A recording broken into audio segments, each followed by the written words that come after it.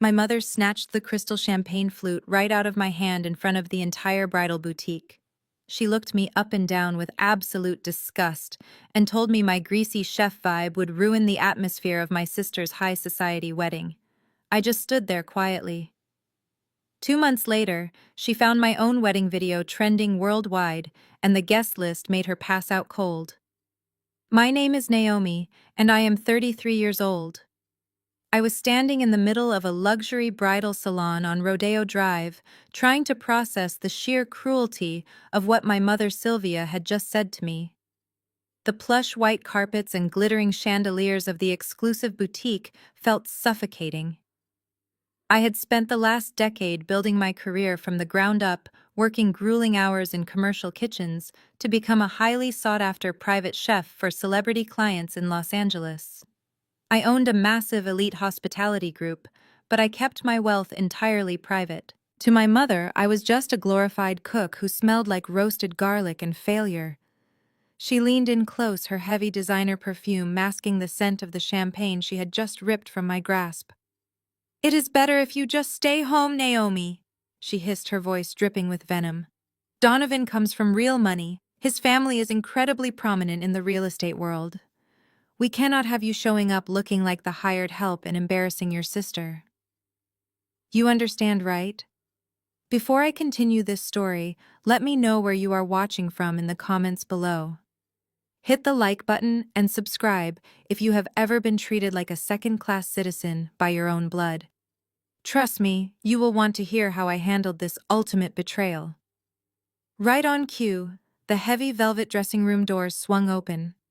My younger sister Brittany stepped out onto the viewing pedestal, wearing a breathtaking custom gown covered in intricate Chantilly lace and hand-sewn Swarovski crystals. At 30 years old, Brittany had never worked a single day in her life, but she carried herself like a billionaire heiress. She spun around admiring her reflection in the floor-to-ceiling mirrors while our mother clapped in absolute delight. "Oh, honey, you look exactly like royalty," Sylvia gushed, wiping a fake tear from her powdered cheek. Brittany looked over her shoulder at me and smiled a sickly, sweet, condescending smile. "It is absolute perfection," she declared. The salon consultant beamed and politely mentioned that since the gown was a custom rush order, it brought the total to a staggering $15,000. Without missing a beat, Brittany turned fully toward me and held out her manicured hand. "Well, Naomi, hand over the black card," she said casually, as if she were asking me to pass the salt at the dinner table. "Consider it your sisterly duty to make sure my big day is flawless, since you will not be there to celebrate with us anyway." The audacity hung in the air, heavy and toxic. This was the exact dynamic of our family, plain and simple. I was not worthy of an invitation to the most important event of her life, but I was fully expected to finance it. For years, I had been their silent, limitless ATM. I paid off my parents' mortgage when my dad made terrible financial decisions. I funded Brittany's luxury vacations because she claimed she needed to find herself in Europe. I even bought the very designer purse my mother was currently clutching. They deeply despised my profession, but they absolutely loved the cash it brought into their pockets. The bridal consultant looked back and forth between us, clearly uncomfortable, but waiting for me to pull out my wallet. I looked at Brittany standing there in her $15,000 dress, expecting me to just bow down and pay her way as usual. Then I looked at my mother, who was glaring at me silently, demanding my total compliance. For the first time in my entire life, the heavy fog of family obligation completely lifted. I reached into my bag, not for my credit card, but to grab my car keys. I offered my sister a bright, warm smile and snapped my purse shut. "If I am not invited, I do not buy the gift," I said, my voice perfectly calm and steady. The silence in the boutique was absolutely deafening. Brittany's jaw dropped open in pure shock. Sylvia's face turned a violent shade of crimson. "What did you just say to me?" my mother shrieked, her voice echoing terribly off the mirrored walls. "You selfish, ungrateful brat, hand over that card right now." I did not say another word to either of them. I simply turned on my heel and walked out the glass doors of the boutique, leaving them to figure out how to pay for the extravagant dress they could not possibly afford. The cool California breeze hit my face as I walked to my car, feeling lighter than I had in years. As soon as I slid into the driver's seat, I pulled out my phone and dialed a very important number. "Hello, the Plaza Hotel Events Management," I said as the engine roared to life. "Yes, this is the anonymous benefactor for the Brittany and Donovan wedding next month. I am calling to officially withdraw my $100,000 venue sponsorship immediately. Please bill the bride directly for the full amount." 2 days passed in complete silence. I was in the middle of my state-of-the-art culinary test kitchen in downtown Los Angeles, finalizing a 5-course truffle tasting menu for a prominent tech executive. The rhythmic chopping of my knife against the wooden block was the only sound in the room until my phone started vibrating furiously on the stainless steel counter. The caller ID flashed my sister's name. I let it ring. It stopped, then immediately started buzzing again. Over the next 10 minutes, she called 12 times in a row. Finally, she left a voicemail. I put down my chef knife, wiped my hands on a pristine white towel, and tapped play on the speakerphone. Brittany was absolutely hysterical. Her voice was shrill and echoing, as if she was pacing around a large, empty room. Naomi picked up the phone. She shrieked, her voice cracking with manic rage. "The events coordinator at the Plaza Hotel just called me. The anonymous corporate sponsor completely backed out of my wedding contract. The hotel is demanding the $100,000 balance in full by this Friday, or they are giving my ballroom to someone else." "I know you had something to do with this, Naomi. I know you called someone there and spread lies about Donovan's family. You are so violently jealous of me and my high society wedding that you had to ruin it just because you are a spinster cook. You are a bitter, pathetic loser." The voicemail clicked off. I just smiled and took a sip of my sparkling water. She actually believed I had enough free time to orchestrate a smear campaign against her instead of realizing the obvious truth. I was the anonymous sponsor. I was the one who had quietly wired the massive deposit to the hotel 6 months ago so she could have her dream venue. She had never once stopped to wonder why a random luxury hospitality group would suddenly sponsor a middle-class wedding. She just assumed she deserved it because she always got exactly what she wanted. Before I could even delete the voicemail, my phone chimed with a text message. This time it was from my father, Richard. The message was short and dripping with his usual demanding authority. "Get to the house right now. Your sister is having a panic attack because of your petty jealousy. You have humiliated this family for the last time. Come over here and fix this mess immediately." My father had always been a deeply passive man when it came to earning a living, but he was fiercely aggressive when it came to protecting his golden child. For years, he had turned a blind eye to how my mother treated me as long as I kept quietly paying off the debts his failed business ventures kept racking up. He truly believed he could summon me like an obedient dog to pull out my checkbook and make Brittany stop crying. I untied my apron and draped it over the kitchen island. I did not feel the usual heavy knot of anxiety in my stomach that used to accompany my parents' demands. I felt absolutely nothing but a cold, sharp clarity. I walked out of the test kitchen and took the private elevator up to my penthouse apartment. I went straight to the reinforced steel safe hidden in my home office. After punching in the code, I pulled out a heavy, thick black leather folder. This folder was my ultimate insurance policy.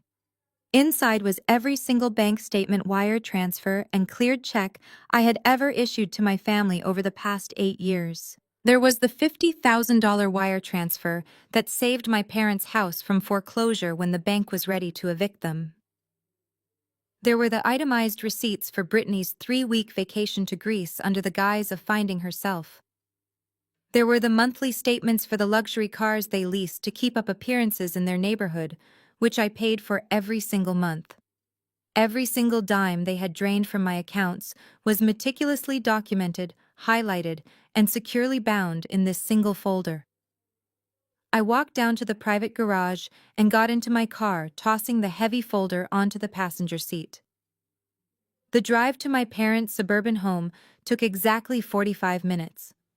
When I pulled into the driveway, I saw Donovan's flashy but leased sports car parked haphazardly on the front lawn.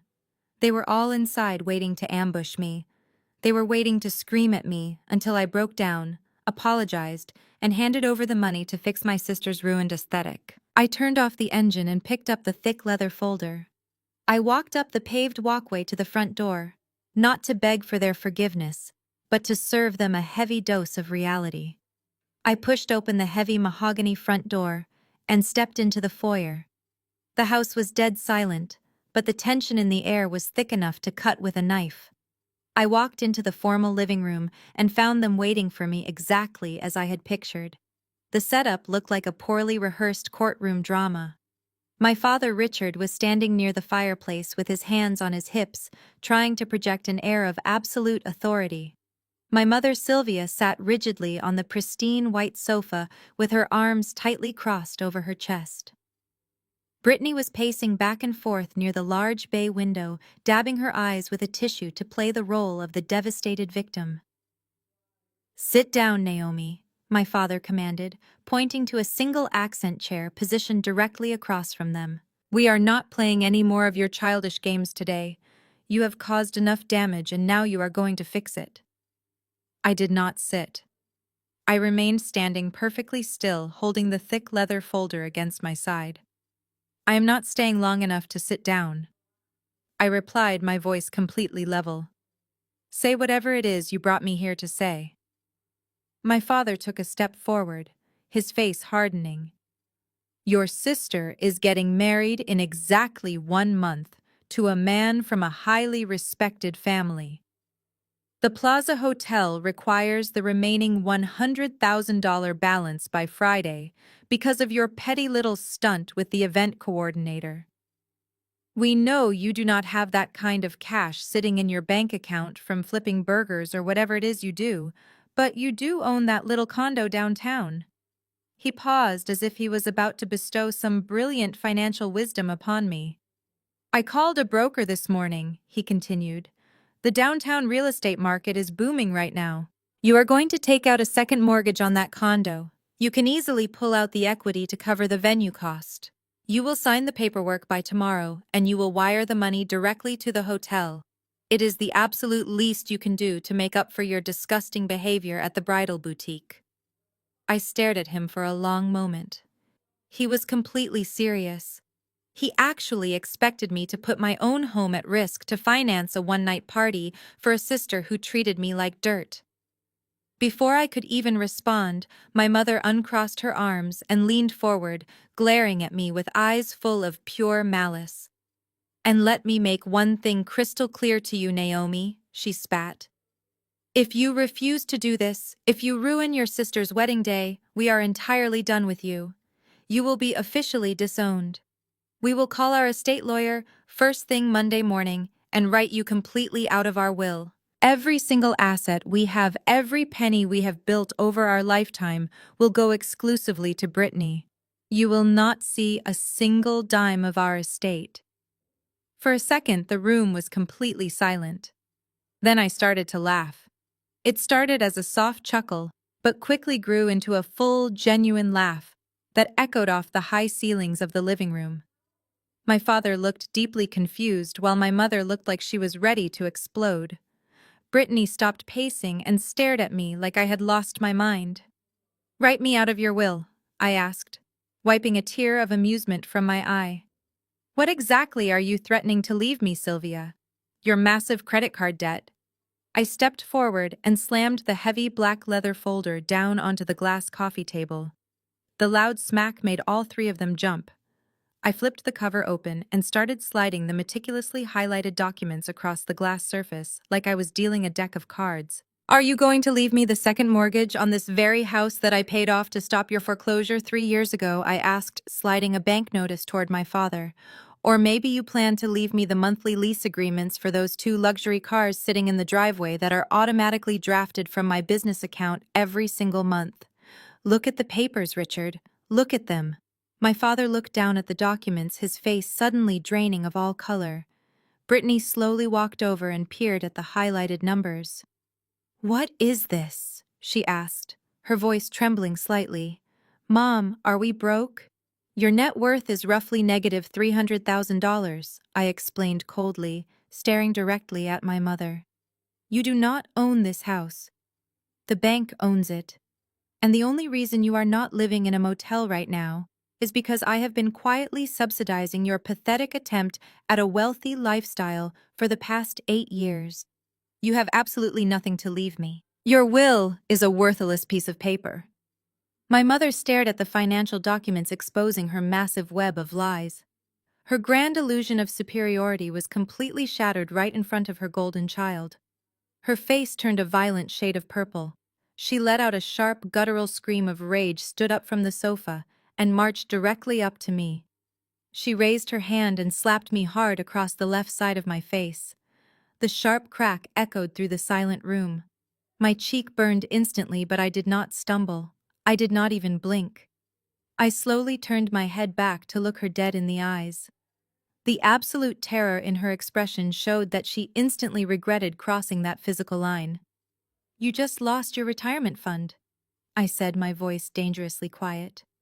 I turned my back on them, left the folder of their financial ruins sitting on the coffee table, and walked straight out the front door into the bright afternoon sun. The bright afternoon sun temporarily blinded me as I walked briskly down the paved driveway, leaving the heavy oak door of my parents' house wide open behind me. My left cheek was still throbbing with a dull heat from my mother's slap, but honestly, I had never felt more liberated in my entire life. I was finally free from their endless cycle of financial abuse and emotional manipulation. I reached the edge of the manicured lawn, just as a matte black luxury SUV rolled quietly up to the curb. The tinted driver's side window glided down and the door pushed open. Kendrick stepped out onto the pavement. He was 35 years old, tall, broad-shouldered, and effortlessly handsome. To anyone else on that suburban street, he probably looked like just another regular guy running errands. He was dressed in his usual weekend uniform, which consisted of a plain black cotton t-shirt, dark-washed denim jeans, and a pair of clean white sneakers. There were no flashy designer logos, no heavy gold chains, and no outward displays of obnoxious wealth. But beneath that casual exterior, Kendrick was a fiercely intelligent African-American tech mogul and a heavyweight music producer who commanded boardrooms and recording studios across the globe. He was a self-made billionaire. He was also the man I was going to marry in just a few short weeks.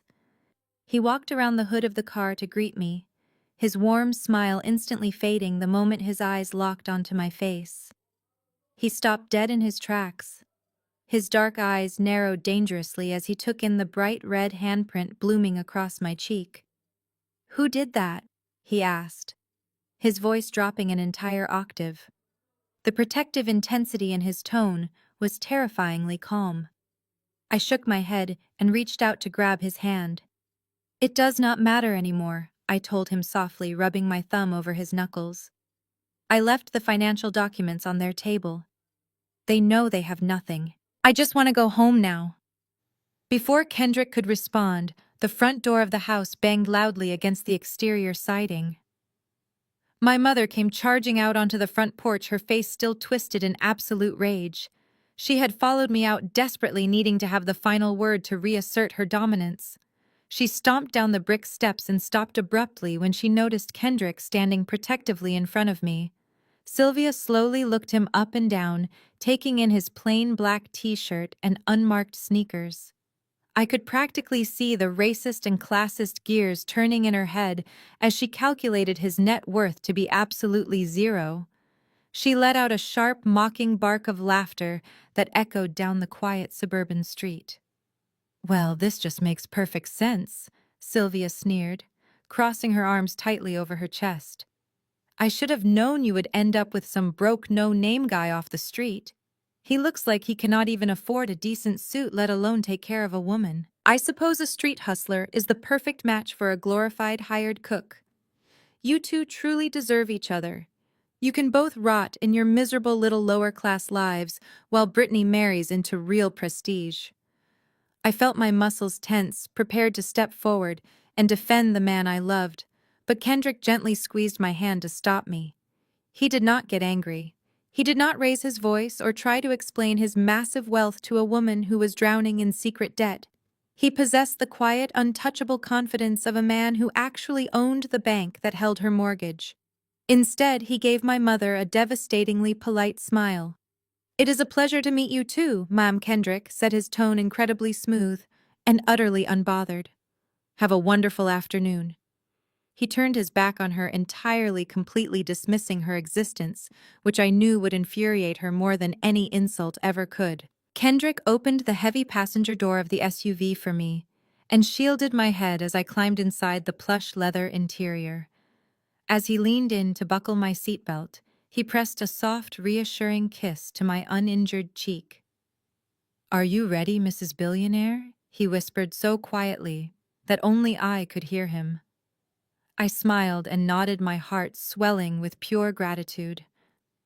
Kendrick closed my door, walked around to the driver's side, and slid behind the wheel. We drove away, leaving my mother standing alone on the sidewalk, screaming something we could no longer hear through the soundproof glass. The moment we turned the corner out of their neighborhood, Kendrick reached up and pressed a button on the digital dashboard screen. The integrated Bluetooth system dialed a number immediately. A crisp, professional voice answered on the first ring. "Good afternoon, Mr. Kendrick," the voice said. "How can the legal team assist you today?" Kendrick kept his eyes locked on the road ahead, his jaw set in a hard, unforgiving line. "I need a full comprehensive background check run immediately," he instructed coldly. "Look into a man named Donovan, who is currently engaged to my fiancée, Sister Brittany. I want financial records, asset verification, and family history going back at least 10 years. I want to know absolutely everything about the people who think they are so much better than my future wife. Let us see who my future sister-in-law is really marrying." The very next morning, I woke up to my phone vibrating right off the edge of the mahogany nightstand. I reached out and grabbed it, expecting a text from my lead sous chef. Instead, my lock screen was completely overflowing with notifications. They were not from my parents or my sister. They were from extended family members I had not spoken to in over 5 years. My cousin Brendan, my Aunt Kathy, and my Uncle Greg had all sent me deeply aggressive messages. I unlocked my phone and opened the social media app that was generating all the chaos. Right at the top of my feed was a massive multi-paragraph post written by my mother, Sylvia. She had even tagged me in it to ensure maximum visibility. "It breaks a mother's heart to share this publicly," the post began. "But our family is going through an incredibly dark time. As many of you know, Brittany is getting married to a wonderful man next month. Unfortunately, her older sister Naomi has been suffering from a severe mental breakdown driven by deep-seated jealousy. Naomi has completely fabricated financial lies and is actively trying to sabotage her younger sister's big day. We have begged Naomi to seek psychiatric help, but she refuses and has instead chosen to aggressively attack us. Please keep our family in your prayers as we try to protect Brittany from this unprovoked abuse." It was a masterclass in manipulation. She painted herself as the long-suffering matriarch and Brittany as the innocent victim, while completely ignoring the thick folder of financial evidence I had dumped on her coffee table just yesterday. She knew perfectly well that our extended family thrived on drama, and she was weaponizing them against me. The comment section was an absolute war zone. Dozens of relatives were chiming in with their own toxic opinions. "How could you do this to your own family?" one aunt wrote. "You always were a bitter girl," another cousin added. "You need to be institutionalized before you ruin the wedding." My direct messages were filled with venomous voice notes and text paragraphs demanding I apologize and pay for the damages I had allegedly caused. I did not reply to a single one of them. I got out of bed, took a shower, and headed straight to my culinary test kitchen in downtown Los Angeles. I had a massive tasting scheduled for a high-profile client, and I refused to let my mother's desperate social media circus ruin my focus.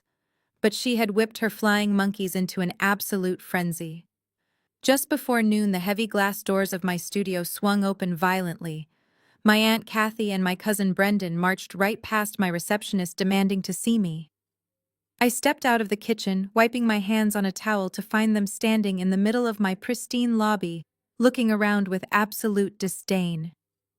"You have real nerve showing your face at work, acting like nothing is wrong," Aunt Kathy yelled, her voice echoing off the high ceilings. Your mother is at home crying her eyes out because of your psychotic behavior.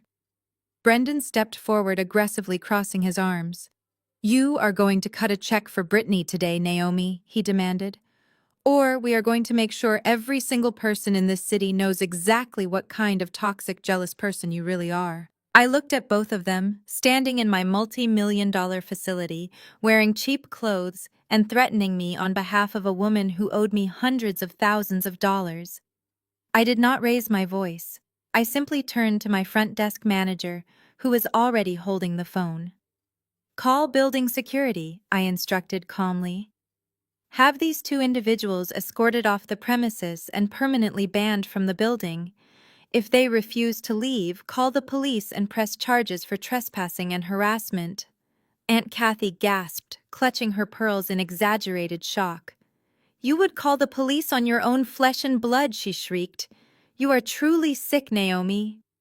They backed away toward the doors, cursing me loudly as the massive security guards approached the lobby. I walked back into my private office and sat down at my desk. I pulled out my phone and opened my mother's post again. I did not delete the comments. I did not block anyone. Instead, I meticulously took high-resolution screenshots of every single nasty comment, every direct message, and every vicious threat. I created a dedicated digital folder compiling a comprehensive list of every relative who had blindly chosen to attack me. They were permanently writing themselves out of my life, and I wanted to keep the receipts. Meanwhile, on the other side of town, the mail carrier was walking up the driveway of my parents' suburban home. He dropped a stack of past due bills into their rusty metal mailbox, but on top of the pile he placed something incredibly unique. It was a thick, beautifully embossed black and gold envelope made of heavy artisan cardstock. There was no return address. Sylvia stepped out onto the front porch to collect the morning mail. When she saw the luxurious gold foil catching the sunlight, she immediately grabbed it, her heart racing. She had absolutely no idea what she was about to open. Sylvia slid her manicured thumbnail under the gold wax seal of the heavy black envelope. She stood right there on the porch, completely ignoring the stack of final notice utility bills in her other hand. As she pulled out the thick cardstock, her eyes went wide. The invitation was a masterpiece of luxury stationery. In deeply embossed gold foil, the text invited her, and a +1, to an exclusive private gala in the Hollywood Hills. The date was set for the Friday evening, exactly one day before Brittany was scheduled to get married. There was absolutely no host name listed anywhere on the card. At the bottom, in elegant cursive, were 3 simple words: dress code, haute couture. Sylvia practically kicked the front door open and sprinted into the living room where Brittany was sulking on the sofa. Brittany had been miserable for days, ever since her wedding venue was officially downgraded to a poorly ventilated community center on the outskirts of town. Look at this! Sylvia gasped, tossing the black and gold card onto her daughter's lap. Brittany picked it up, her eyes scanning the luxurious details. Her sad demeanor instantly vanished, replaced by a frantic, greedy energy. Who sent this? Brittany asked, her voice trembling with excitement. A private gala in the hills on a Friday night. Mom, this has to be from Donovan's family. His parents are deeply connected in the Los Angeles real estate scene. They probably realized our wedding venue situation was a minor setback and want to introduce us to their high society friends before the actual ceremony. It was truly fascinating how their minds worked. Instead of questioning why an anonymous invitation arrived at a home facing foreclosure, they immediately twisted reality to fit their delusions of grandeur. They desperately needed to believe that Donovan's family was their golden ticket into the upper echelon of society. They spent the next 2 hours obsessing over the invitation, analyzing the weight of the paper, and researching the address, which belonged to a $50 million private estate. There was only one massive problem. The date and time of the mysterious gala conflicted entirely with Brittany's own rehearsal dinner. Due to their severe lack of funds, Richard had booked a cheap local diner to host Donovan's family the night before the wedding. It was embarrassing, but it was all they could afford without my financial backing.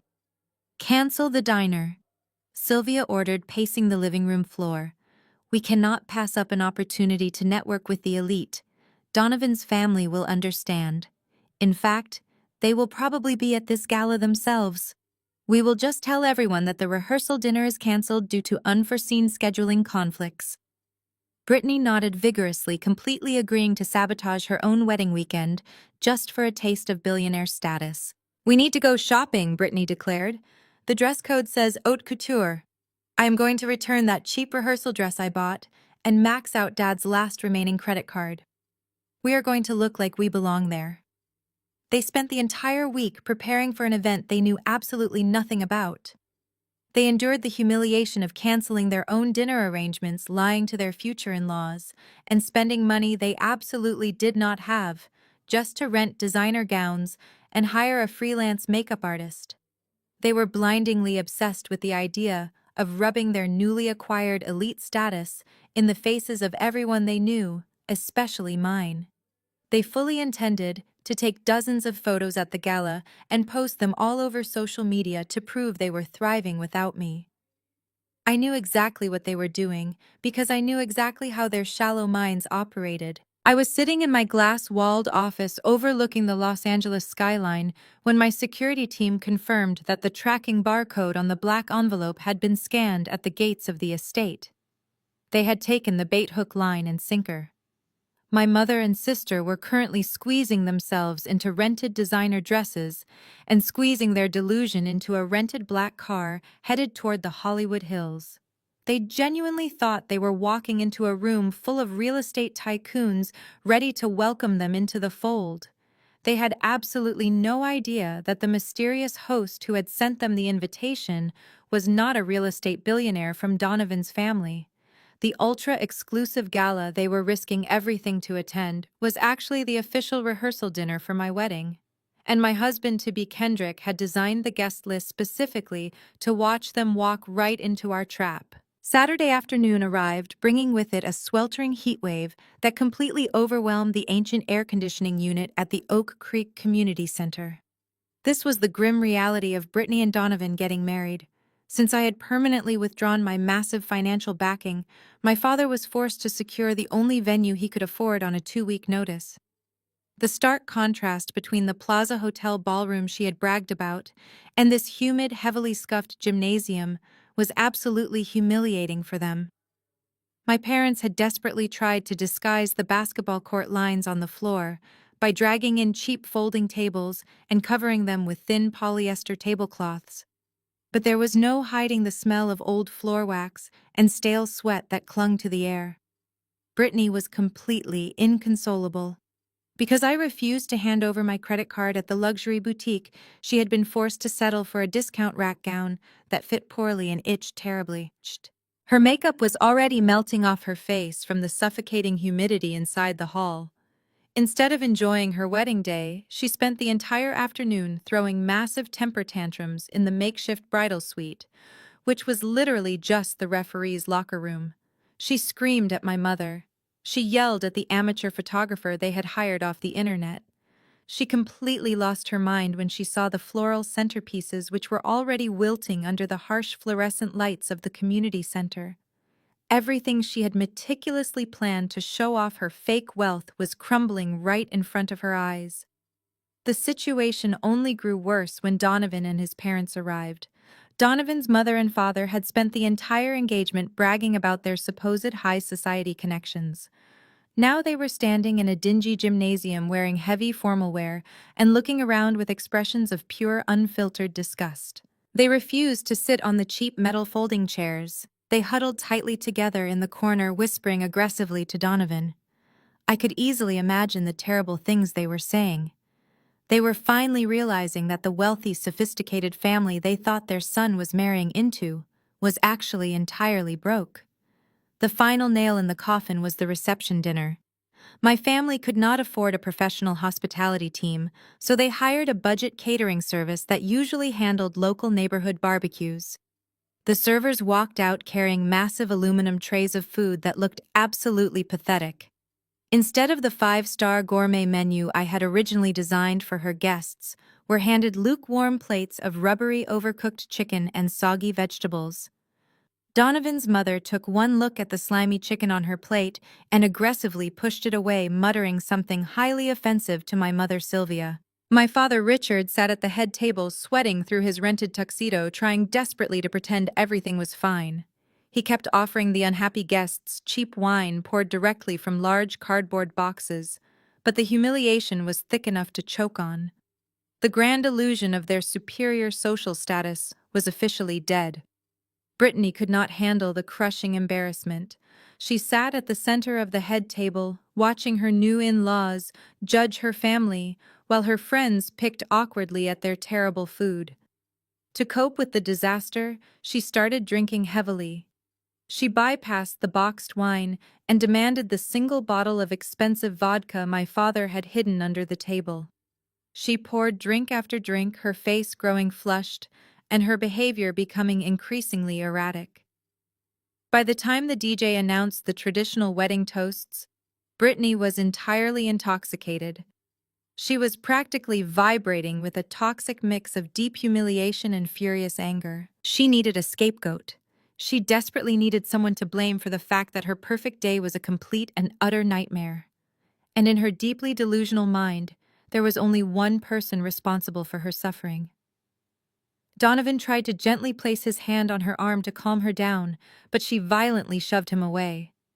The heavy metal chair screeched loudly against the gymnasium floor as Brittany suddenly stood up. She stumbled slightly, her cheap heels catching on the hem of her discount dress.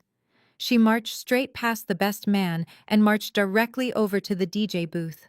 Her eyes were wild and furious. She aggressively snatched the microphone right out of the startled musician's hand. A loud, sharp screech of static echoed through the humid room, forcing all the disgusted guests to cover their ears and stare directly at her. I was not at the Oak Creek Community Center to witness this spectacular meltdown in person, but because nearly every guest in that room had their smartphones out, recording the disaster, I would eventually see the entire scene unfold from multiple different angles. The loud feedback from the microphone finally died down, leaving a heavy, suffocating silence in the humid gymnasium. Every single guest turned to stare at my sister. Brittany swayed slightly on her feet, gripping the microphone so tightly her knuckles turned white. Instead of thanking everyone for coming or raising a glass to her new husband, she pointed a shaking finger toward the back of the room, as if I were somehow standing there hiding in the shadows. "I want to make a toast," she slurred her words, bleeding together in a messy, drunken drawl. "I want to make a toast to the person who completely destroyed my perfect day." My parents sat frozen at the head table, completely unsure of how to stop the incoming train wreck. Donovan stared at his new bride in absolute horror. "I know you are all wondering why we are sitting in this disgusting, sweaty room eating garbage food," Brittany yelled, her voice echoing terribly off the cinder-block walls. "It is because of my psychopathic broke sister Naomi. She promised to pay for my real venue, and then she maliciously pulled the funding at the last minute just to humiliate me. She is so insanely jealous of me getting married that she intentionally sabotaged my entire wedding. She is a bitter, pathetic loser who flips burgers for a living, and she wanted me to be as miserable as she is." The guests shifted uncomfortably in their metal folding chairs. Donovan's parents exchanged a look of pure disgust, openly whispering to each other about the absolute trash they had somehow married their son into. Brittany was completely oblivious to the second-hand embarrassment radiating through the room. She kept rambling, listing every single imaginary grievance she had against me, crying about how unfair it was that she had to wear a cheap dress while I sat at home doing nothing with my pathetic life. She even blamed me for the humidity and the wilting flowers, claiming my toxic energy had somehow cursed the building. Donovan could not take the humiliation for another second. He stood up from his chair, his face burning bright red, and quickly walked over to the DJ booth. "Brittany, please stop," he hissed, trying to keep his voice low. "You are drunk, and you are embarrassing both of us. Give me the microphone right now."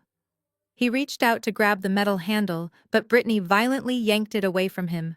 "Do not tell me what to do," she screamed into the mic, amplifying her rage for everyone to hear. "This is my wedding, and I'm going to tell the truth about my psychotic sister."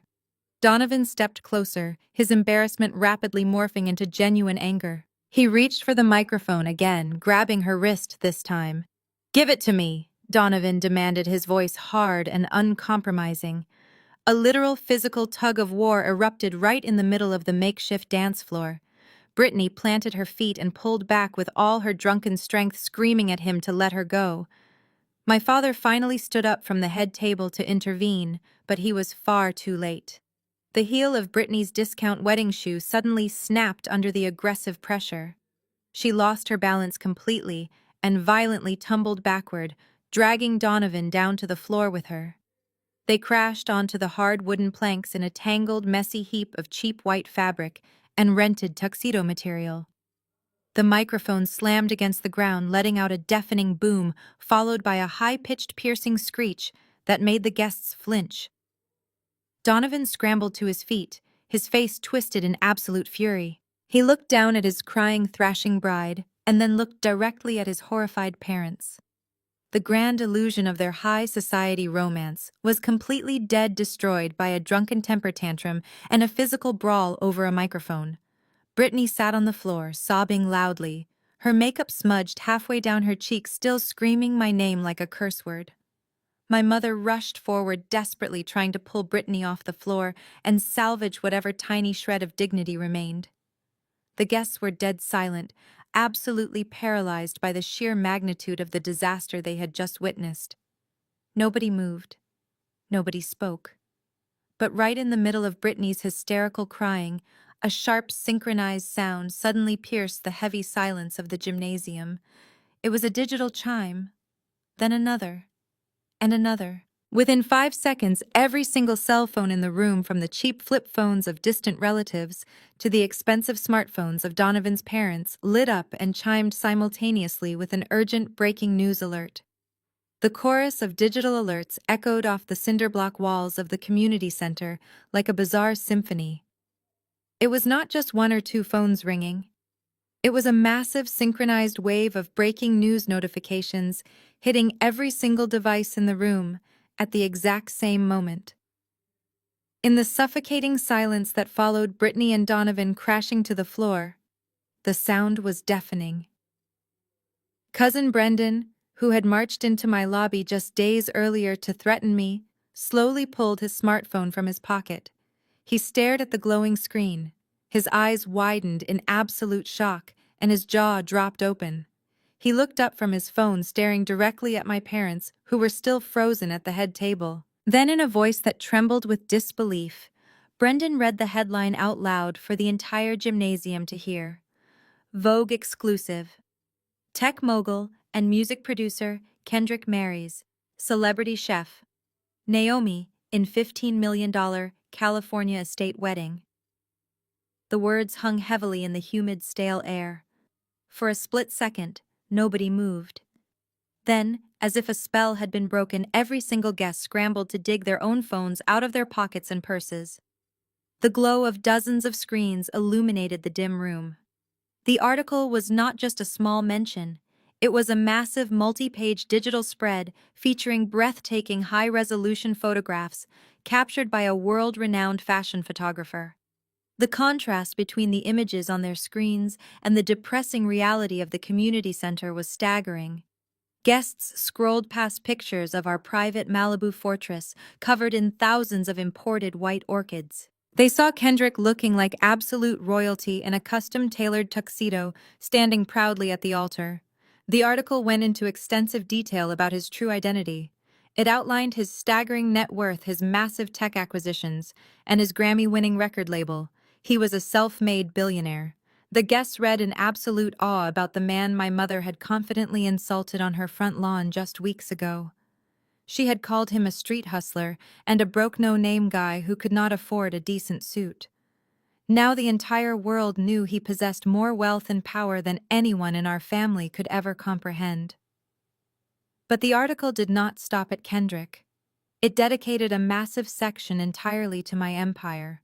Vogue described me as a culinary visionary and the brilliant mind behind the most exclusive hospitality group in the country, It listed my celebrity clientele, my international restaurant locations, and estimated my corporate valuation in the hundreds of millions of dollars. I was not a greasy cook flipping burgers. I was the powerhouse CEO who had been quietly funding my family's entire fake upper-class lifestyle for the past 8 years. The whispers began to spread rapidly through the humid room. Donovan's parents stared at their phone screens, and then looked up at my father Richard with expressions of pure, unadulterated rage. They suddenly realized they had aligned themselves with the completely wrong sister. Brittany was sitting on the dirty floor, her cheap discount dress torn at the seams, looking like an absolute fool. Meanwhile, the sister she had just spent 10 minutes aggressively trashing on a microphone was currently trending globally as the stunning bride of the decade. Sylvia could not comprehend what was happening around her. She practically lunged across the table and snatched Brendan's phone right out of his hand. Her perfectly manicured fingers shook violently as she furiously scrolled through the stunning digital spread. She saw the towering floral arrangements that cost more than her entire heavily mortgaged house. She saw the A-list celebrities sitting in the front row of our ceremony. And then she swiped to the final breathtaking image. It was a stunning close-up portrait of Kendrick and me holding hands. Resting perfectly on my left ring finger was a flawless 5-carat emerald-cut diamond. It was a custom piece that cost more than everything my parents had ever owned combined. Staring at that massive diamond, the brutal reality of her catastrophic mistake finally crashed down on her shoulders. She had actively driven away a billionaire son-in-law and aggressively disowned her incredibly wealthy daughter, all to protect a broke, deeply indebted golden child who was currently sobbing on a gymnasium floor. Sylvia let out a strange, high-pitched gasp that sounded like she was suffocating. Her face instantly drained of all its color, turning a sickly ashen gray. She dropped the phone onto the floor, clutching both of her hands tightly against her chest. Richard yelled her name in a panic, but she was already swaying heavily on her feet. Her eyes rolled back into her head, and her knees completely buckled beneath her. She plummeted forward, entirely unconscious, crashing face first, right into the middle of Brittany's cheap, melting buttercream sheet cake. The chaotic wailing of the ambulance siren eventually faded into the rhythmic beeping of a hospital heart monitor. Sylvia fluttered her eyes open, blinking against the harsh fluorescent lights of the emergency room. Her face had been hastily wiped clean of the cheap buttercream frosting by the paramedics, but her hair was still a sticky matted disaster.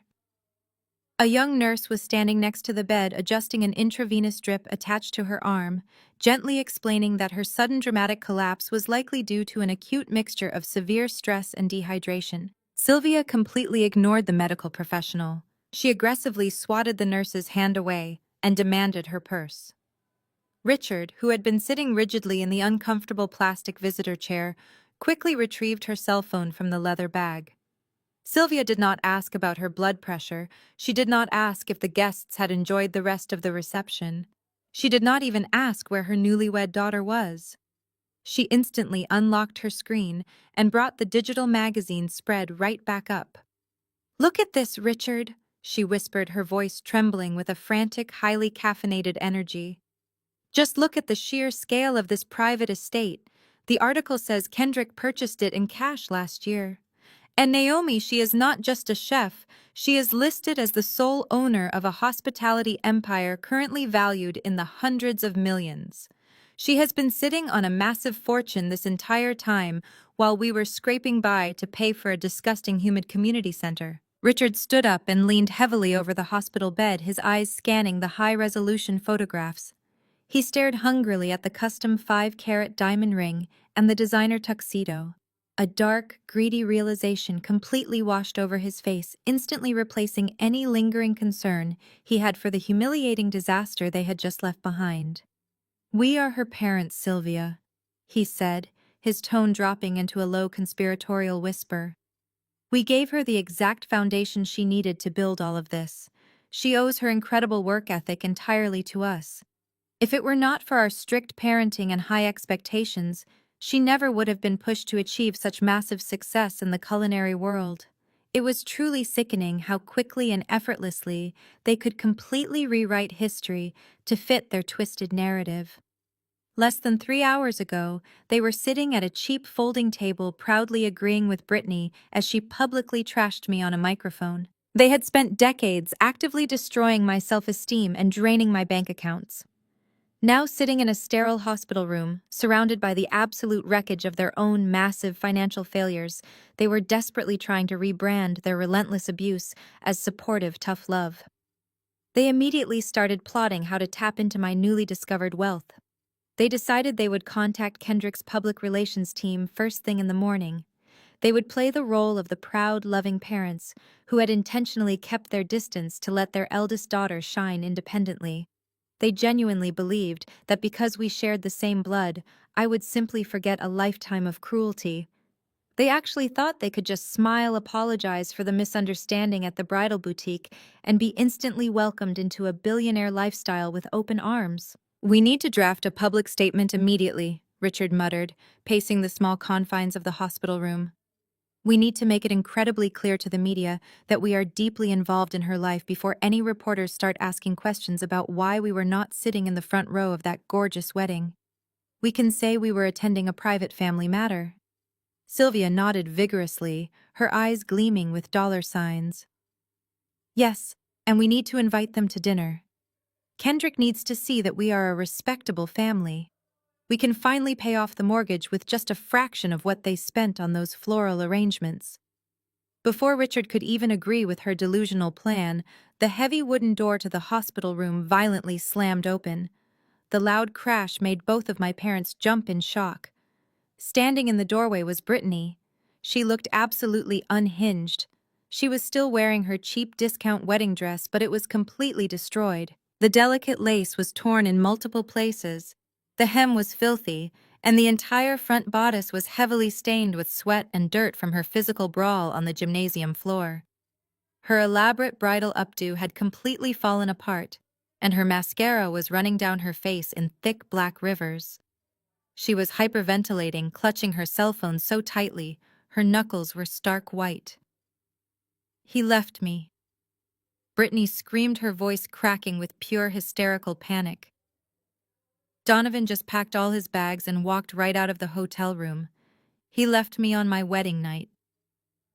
The sterile walls of the emergency room seemed to close in as Brittany collapsed into the uncomfortable plastic visitor chair, burying her face in her hands. Between her hysterical sobs, she finally managed to explain exactly what had happened over the last hour. The reality of her ruined wedding night was far more humiliating than a physical brawl over a microphone. It was a complete structural collapse of the massive lie she had built her entire life around. Exactly 1 hour before she stormed into the hospital room, Brittany and Donovan had arrived at their discounted honeymoon suite at a budget hotel near the airport. The atmosphere between them was already toxic after the disastrous reception. Donovan was furiously untying his rented bow tie when his cell phone buzzed with a priority email notification. The sender address was completely anonymous and heavily encrypted. The subject line simply read, "Financial disclosure required." Donovan opened the email. Inside was a comprehensive, highly detailed background check compiled by Kendrick's ruthless legal team. It laid out every single financial secret Brittany had been desperately hiding. Donovan scrolled through pages of maxed-out credit cards, retail store accounts in deep default, and high-interest personal loans taken out just to buy designer handbags and luxury shoes. The grand total of her hidden debt was a staggering $80,000. She did not have a dime to her name. She had been secretly planning to dump her massive financial burden onto him the moment they were legally married. Donovan turned completely pale. He spun around and shoved his glowing phone screen directly into Brittany's face. He started screaming at her, calling her a fraud and a gold digger. He demanded to know how she could possibly trap him in a marriage when she was drowning in toxic debt. He paced the cheap hotel room, pulling at his hair, yelling that he was completely ruined because of her lies. Brittany backed against the cheap hotel dresser, her heart pounding with panic. But instead of apologizing, she immediately went on the offensive. She screamed right back at him. She told him to stop acting so dramatic and just pay it off. She yelled that $80,000 was absolutely nothing to his wealthy real estate family. She demanded he call his parents, ask for an advance on his trust fund, and wipe her slate clean so they could start their high society life together. That was the exact moment Donovan stopped pacing. He looked at her with an expression of pure, unfiltered disgust and let out a harsh, bitter laugh. He slowly shook his head and swiped to the next page of the anonymous dossier. The encrypted email did not just contain a background check on Brittany. It also contained a full financial investigation into Donovan's family. He threw the phone onto the bed so she could read it for herself. Donovan's parents did not own commercial real estate. They did not have millions sitting in offshore accounts. They were low-level property managers who rented the house they lived in. They leased their luxury cars to keep up appearances, and they were drowning in their own massive mountain of debt. Donovan did not have a trust fund. He did not even have a savings account. His parents had aggressively pushed him to marry Brittany because they genuinely believed my family was wealthy enough to support all of them. They stood there in the harsh fluorescent lighting of the cheap hotel room, staring at each other in absolute horror. They were two broke, desperate people who had spent an entire year aggressively trying to gold dig each other. They had completely scammed one another. The grand illusion was shattered into a million irreparable pieces. Donovan did not say another word. He simply grabbed the suitcase he had unpacked just 10 minutes earlier and walked straight out the door. He told her over his shoulder that he would be contacting his lawyer first thing Monday morning to file for an immediate annulment based on financial fraud. Now, sitting in the emergency room, Brittany finished recounting the agonizing story. She grabbed our father's arm, her fingernails digging into his jacket. "You have to fix this!" she cried frantically, looking back and forth between Richard and Sylvia. "You have to give me the money to pay off the credit cards. If I can just show Donovan that we have cash, he will come back. Please, you have to fix my life." Richard looked completely helpless, knowing full well his bank accounts were entirely empty. But Sylvia did not look helpless at all. Her eyes were no longer focused on her sobbing golden child. She looked down at her cell phone where the Vogue article highlighting my billion-dollar wedding was still brightly illuminated on the screen. Sylvia sat up straighter in the hospital bed, her face hardening into a cold, calculating mask. "Stop crying, Brittany," she commanded, her voice completely devoid of any maternal warmth. "Your father and I cannot pay your debts. But Naomi can. Naomi has more than enough money to fix all of this. And it is about time she remembers where she came from." The sun rose over the Pacific Ocean, casting a warm golden light through the floor-to-ceiling windows of my penthouse. It was a beautiful, peaceful morning. I poured myself a cup of black coffee and sat at the kitchen island, finally turning my phone off silent mode. Instantly, the device began vibrating aggressively against the marble countertop. I expected it to be a continuation of the vicious hate mail from our extended family following my mother's toxic social media post. But when I unlocked the screen, the tone of the messages had undergone a massive whiplash-inducing transformation. There were over 50 missed texts and 5 new voicemails. Every single one of them was from my parents or my sister. The sheer audacity of their sudden change in behavior was honestly breathtaking. The first message was from my father, Richard. It read, "Good morning, sweetheart. I saw the wonderful news online today. Your mother and I are just so incredibly proud of the woman you have become. Let us get lunch this week." It was as if he had entirely forgotten that just days ago, he had ordered me to take out a second mortgage on my home to fund a party I was banned from attending. He was completely pretending that our massive blowout in his living room had never happened. Next was a string of long, rambling paragraphs from Brittany. "Naomi, I am so incredibly sorry for everything," she wrote. "Wedding planning just made me completely lose my mind with stress. You are my big sister, and I need you so much right now. I miss you. Let us put all this silly drama behind us and go to the spa, just the two of us." She conveniently left out the part where her new husband had literally packed his bags and abandoned her at a cheap hotel because she was drowning in secret credit card debt. She just wanted my black card back. But the absolute worst of all was the voicemail from my mother. I tapped play and lifted the phone to my ear. Sylvia was sobbing, but it was a completely forced theatrical cry. "Oh, my sweet, beautiful Naomi," she wailed into the receiver. "I have hardly slept a wink since our little misunderstanding at the bridal boutique. You know how protective I get over my girls, but I never meant to hurt you. You are my favorite daughter, and my heart is just entirely broken without you. Please call your mother back. Family is everything, and we need to stick together." I pulled the phone away from my ear and stared at the screen in pure disgust. A little misunderstanding.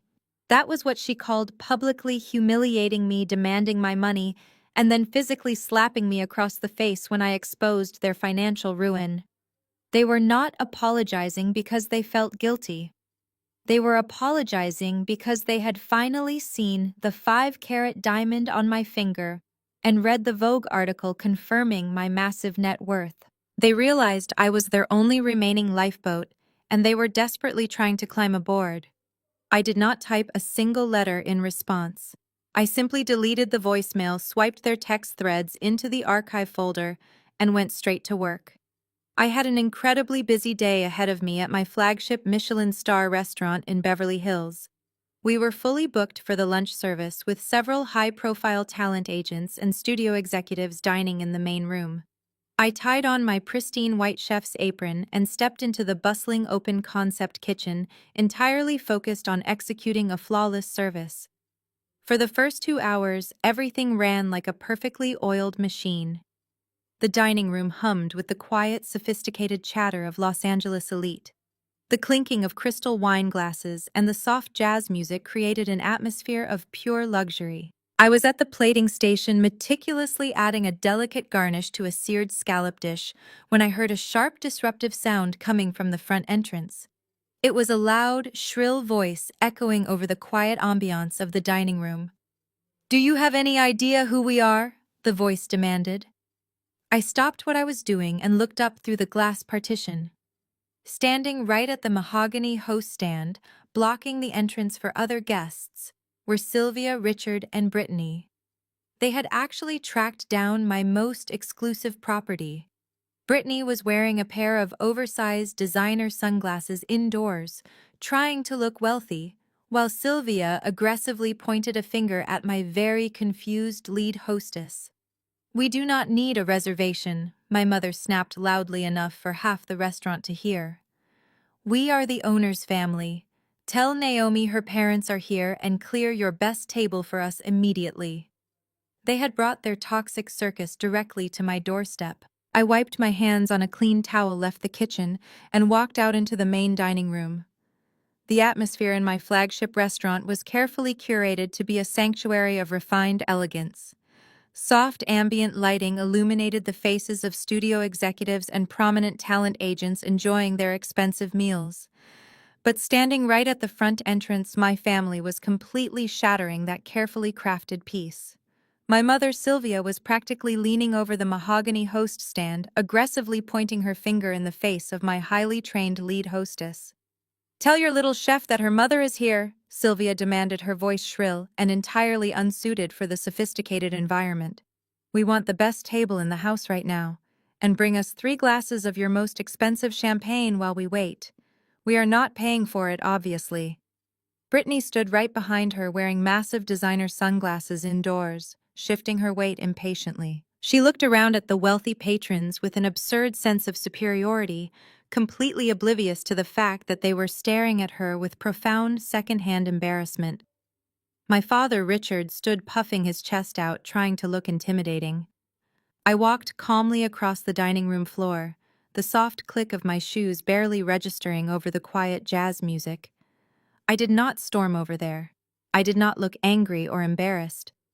I approached the host stand with the exact same professional, detached demeanor I would use for any unruly customer who wandered in off the street. "Is there a problem here?" I asked, keeping my voice perfectly level. Sylvia spun around, a massive fake smile stretching across her face the moment she saw me. "Naomi, sweetheart," she practically sang, holding her arms out as if she was going to hug me. Thank goodness you are here. Your little employee at the front desk was refusing to seat us. Tell her to take us to the private dining room immediately. We have so much to catch up on, and we brought an enormous appetite. I completely ignored her outstretched arms. I did not acknowledge her fake affection. I turned my attention directly to my lead hostess. Do these individuals have a reservation? I asked formally. No, chef, the hostess replied, looking incredibly relieved that I had intervened. They do not have a reservation, and we are completely fully booked for the entire afternoon service. I turned back to my mother, looking her directly in the eyes. Then I am afraid we cannot accommodate you today. I said, my tone ice cold and strictly business. This is a private establishment. If you do not have a reservation, I must ask you to leave immediately so my actual guests can enjoy their meals in peace. The fake smile instantly slid off my mother's face, replaced by a look of pure shock. Excuse me, she gasped, her voice rising another octave. I am your mother. This is your father and your sister. You own this entire building. You are going to seat us right now, and you are going to treat us with the respect we deserve. Do not play these little power games with me, Naomi. Several patrons at the nearby tables actually stopped eating to watch the bizarre spectacle. Brittany pulled her sunglasses down the bridge of her nose, glaring at me.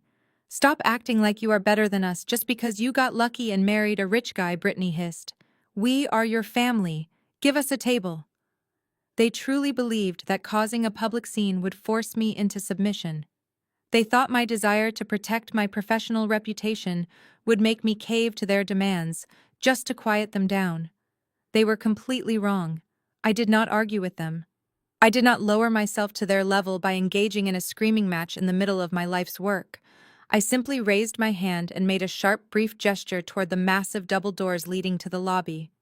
Instantly, my head of private security stepped out from the shadows. He was a towering former military contractor wearing a tailored black suit and a completely unreadable expression. Yes, Mom, the security chief said, stepping up right beside me. Remove these trespassers from the property, I ordered, my voice echoing clearly across the silent reception area. They are permanently banned from this establishment. If they refuse to leave or if they attempt to cause any further disruption, you are authorized to call the LAPD and have them arrested for trespassing and disturbing the peace. My father's face turned completely purple with rage. You would not dare, Richard growled, taking an aggressive step toward me. Try me, I whispered, staring him down with absolute zero hesitation. The security chief immediately stepped between us, placing a heavy, solid hand right on my father's chest. It is time to go, the guard said, his voice deep and uncompromising. He physically corralled all three of them toward the heavy glass exit doors. Sylvia started screaming about how I was an ungrateful monster, but the thick, soundproof doors swung shut behind them entirely, cutting off her toxic tantrum. I turned around, offered a polite, apologetic smile to my dining room guests, and walked right back into the kitchen as if absolutely nothing had happened. Humiliated and physically escorted out onto the sun-baked sidewalk of Beverly Hills, my family was absolutely seething. The embarrassment of being thrown out of a luxury restaurant in front of Los Angeles elite burned through them like acid. Richard paced back and forth on the concrete, his fists clenched tight. He was entirely broke, facing foreclosure, and now utterly stripped of his pride. Desperation and sheer malice completely took over his rational thinking. He pulled his cell phone out of his pocket, his fingers trembling with rage, and decided to make the biggest mistake of his entire life. He opened his text thread with me and began typing a vicious threat. He hit send without a single second of hesitation. 4 hours later, the lunch service had wrapped up perfectly. I left the restaurant and took the private elevator straight up to the penthouse apartment I shared with Kendrick. The space was a massive, ultra-modern sanctuary with sweeping panoramic views of the entire city. Kendrick was sitting on a plush leather sofa in the living room, dressed casually in sweatpants and a t-shirt, reviewing some digital contracts on his laptop. I walked over, dropped my keys onto the glass coffee table, and let out a long sigh. I sat down next to him and handed him my unlocked cell phone. You need to read this, I said quietly. Kendrick took the phone and read the text message my father had sent hours earlier. The message was incredibly long and explicitly clear in its criminal intent. It read, "You think you can humiliate us, and just walk away, Naomi. Think again. You are going to wire $500,000 into my bank account by the end of the day tomorrow. If you do not, I am going straight to TMZ and every major gossip blog on the internet. I will tell them that your new billionaire husband is physically and emotionally abusing you. I will tell them he has completely isolated you from your loving family and that you are a prisoner in your own home. Pay us the money, or we will completely destroy his reputation and his company's." I watched Kendrick's face carefully. A normal person would have panicked. A normal person would have been furious at the blatant extortion and the disgusting lies my father was threatening to spread. But Kendrick was not a normal person. He was a man who navigated shark-infested corporate waters on a daily basis. Kendrick did not yell. He did not look worried. A slow, dark, incredibly dangerous smile spread across his face. He gently set my phone down on the coffee table and pulled his laptop onto his knees. "They really think they can extort a billionaire," Kendrick murmured, his fingers flying across the keyboard with lightning speed. "That is genuinely fascinating." He took a high-resolution screenshot of the text message, attached it to an encrypted email, and forwarded it directly to his ruthless legal team. He typed a single sentence of instruction to his lead attorney: "Destroy them legally and permanently." He closed the laptop, set it aside, and pulled me into his arms, kissing the top of my head. "Do not give it another thought, beautiful," he whispered. "It is already handled." Exactly 20 minutes later, my parents were sitting in their cramped, dimly lit living room, arguing about how they were going to spend the $500,000 they genuinely believed I would be terrified into sending. A loud, sharp knock echoed from their front door. Richard smirked proudly, assuming I had sent a messenger with a certified check begging for their silence. He swaggered over to the front door and pulled it open. Standing on the porch was not a wealthy messenger. It was a completely stoic process server holding a thick, heavy manila envelope. "Richard Sylvia?" the man asked, confirming his identity. "Yes, that is me," Richard said, puffing his chest out. "You have been officially served," the man stated flatly, shoving the thick envelope directly into Richard's chest before turning around and walking quickly back to his unmarked car. Richard frowned, confused. He tore open the heavy envelope and pulled out a massive stack of legal documents stamped with the seal of the most terrifying corporate law firm in California. Sylvia and Brittany rushed over to the door, peering over his shoulder as he read the first page. It was an immediate and aggressive cease and desist order. The legal language was absolute brutality on paper. It explicitly outlined that their text message constituted felony extortion and criminal blackmail under federal law. But that was not the worst part. The final paragraph delivered the ultimate lethal blow. It stated that if they ever contacted me again, if they ever spoke my name to the press, or if they ever came within 500 feet of any property owned by me or Kendrick, they would instantly be hit with a $10 million defamation and harassment lawsuit that would legally seize every single remaining asset they possessed, including the clothes on their backs. The heavy manila envelope slipped from Richard's trembling hands and hit the cramped apartment floor with a dull thud. For a long moment, the dimly lit living room was completely silent. Brittany stared at the scattered legal documents with wide, terrified eyes. Richard slumped onto the worn fabric sofa, rubbing his temples as the reality of a $10 million defamation lawsuit sank in. They had completely overplayed their hand, and now they were facing total financial annihilation. Any rational human being would have taken this terrifying legal threat as the ultimate sign to back off forever and leave me alone. But Sylvia was not a rational human being. Her deep-seated narcissism simply could not process the concept of defeat. Instead of panicking, Sylvia let out a loud, dismissive scoff.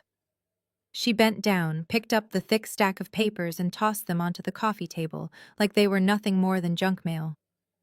"Do you honestly believe Naomi wrote this?" she asked, crossing her arms and looking down at her terrified husband.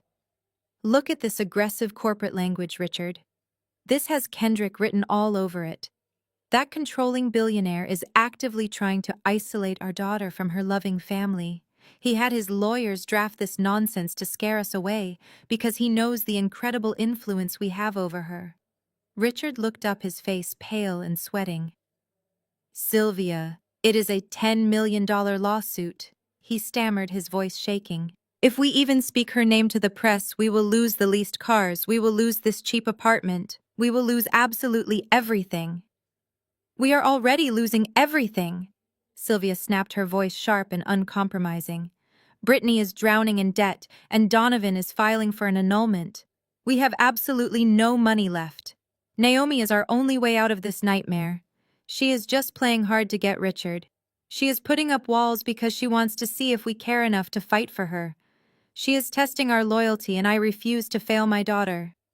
It was a stunning display of psychological gymnastics.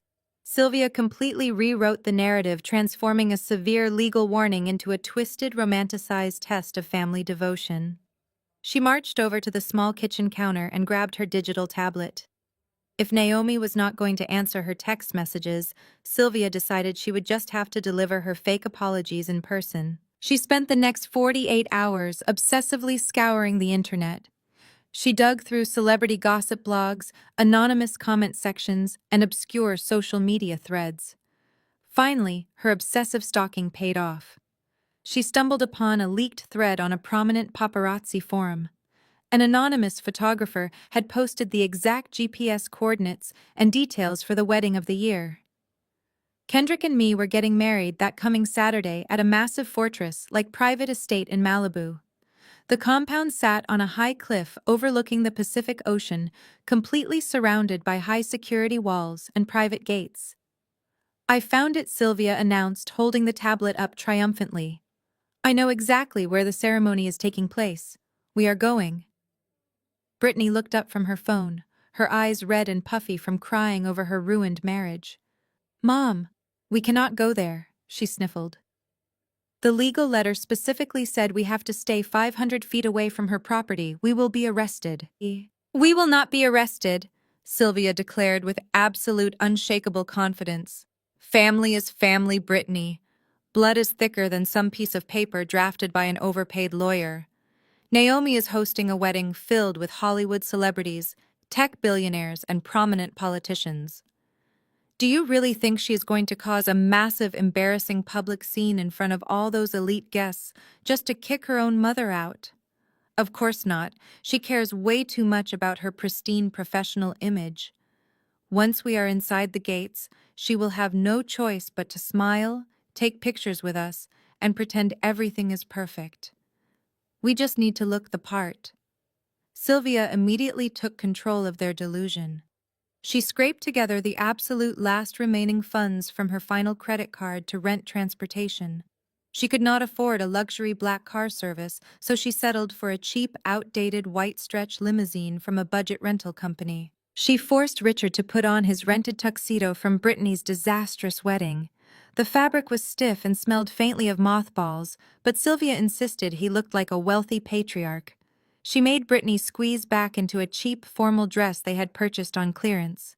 Brittany spent 2 hours aggressively contouring her face with makeup, desperately hoping to catch the eye of a wealthy groomsman and replace her runaway husband.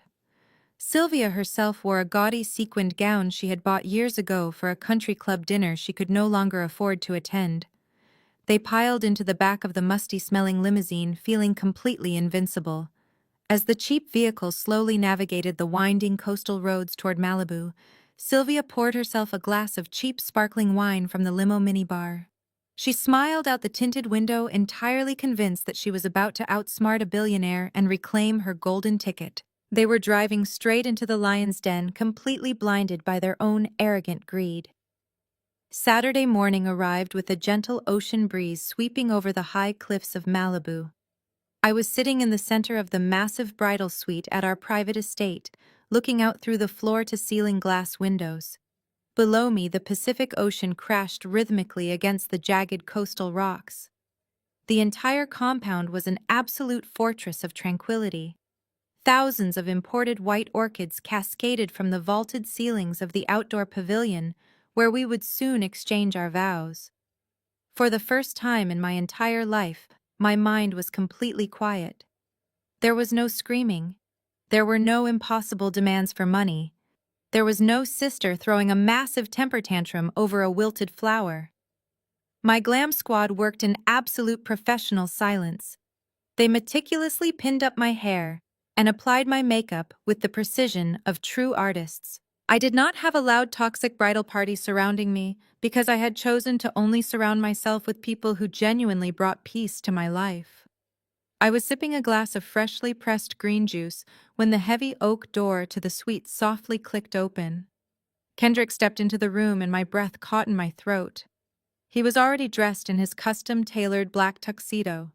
He looked incredibly handsome, powerfully built, and entirely at ease. He carried a quiet, untouchable authority that commanded the room the second he entered.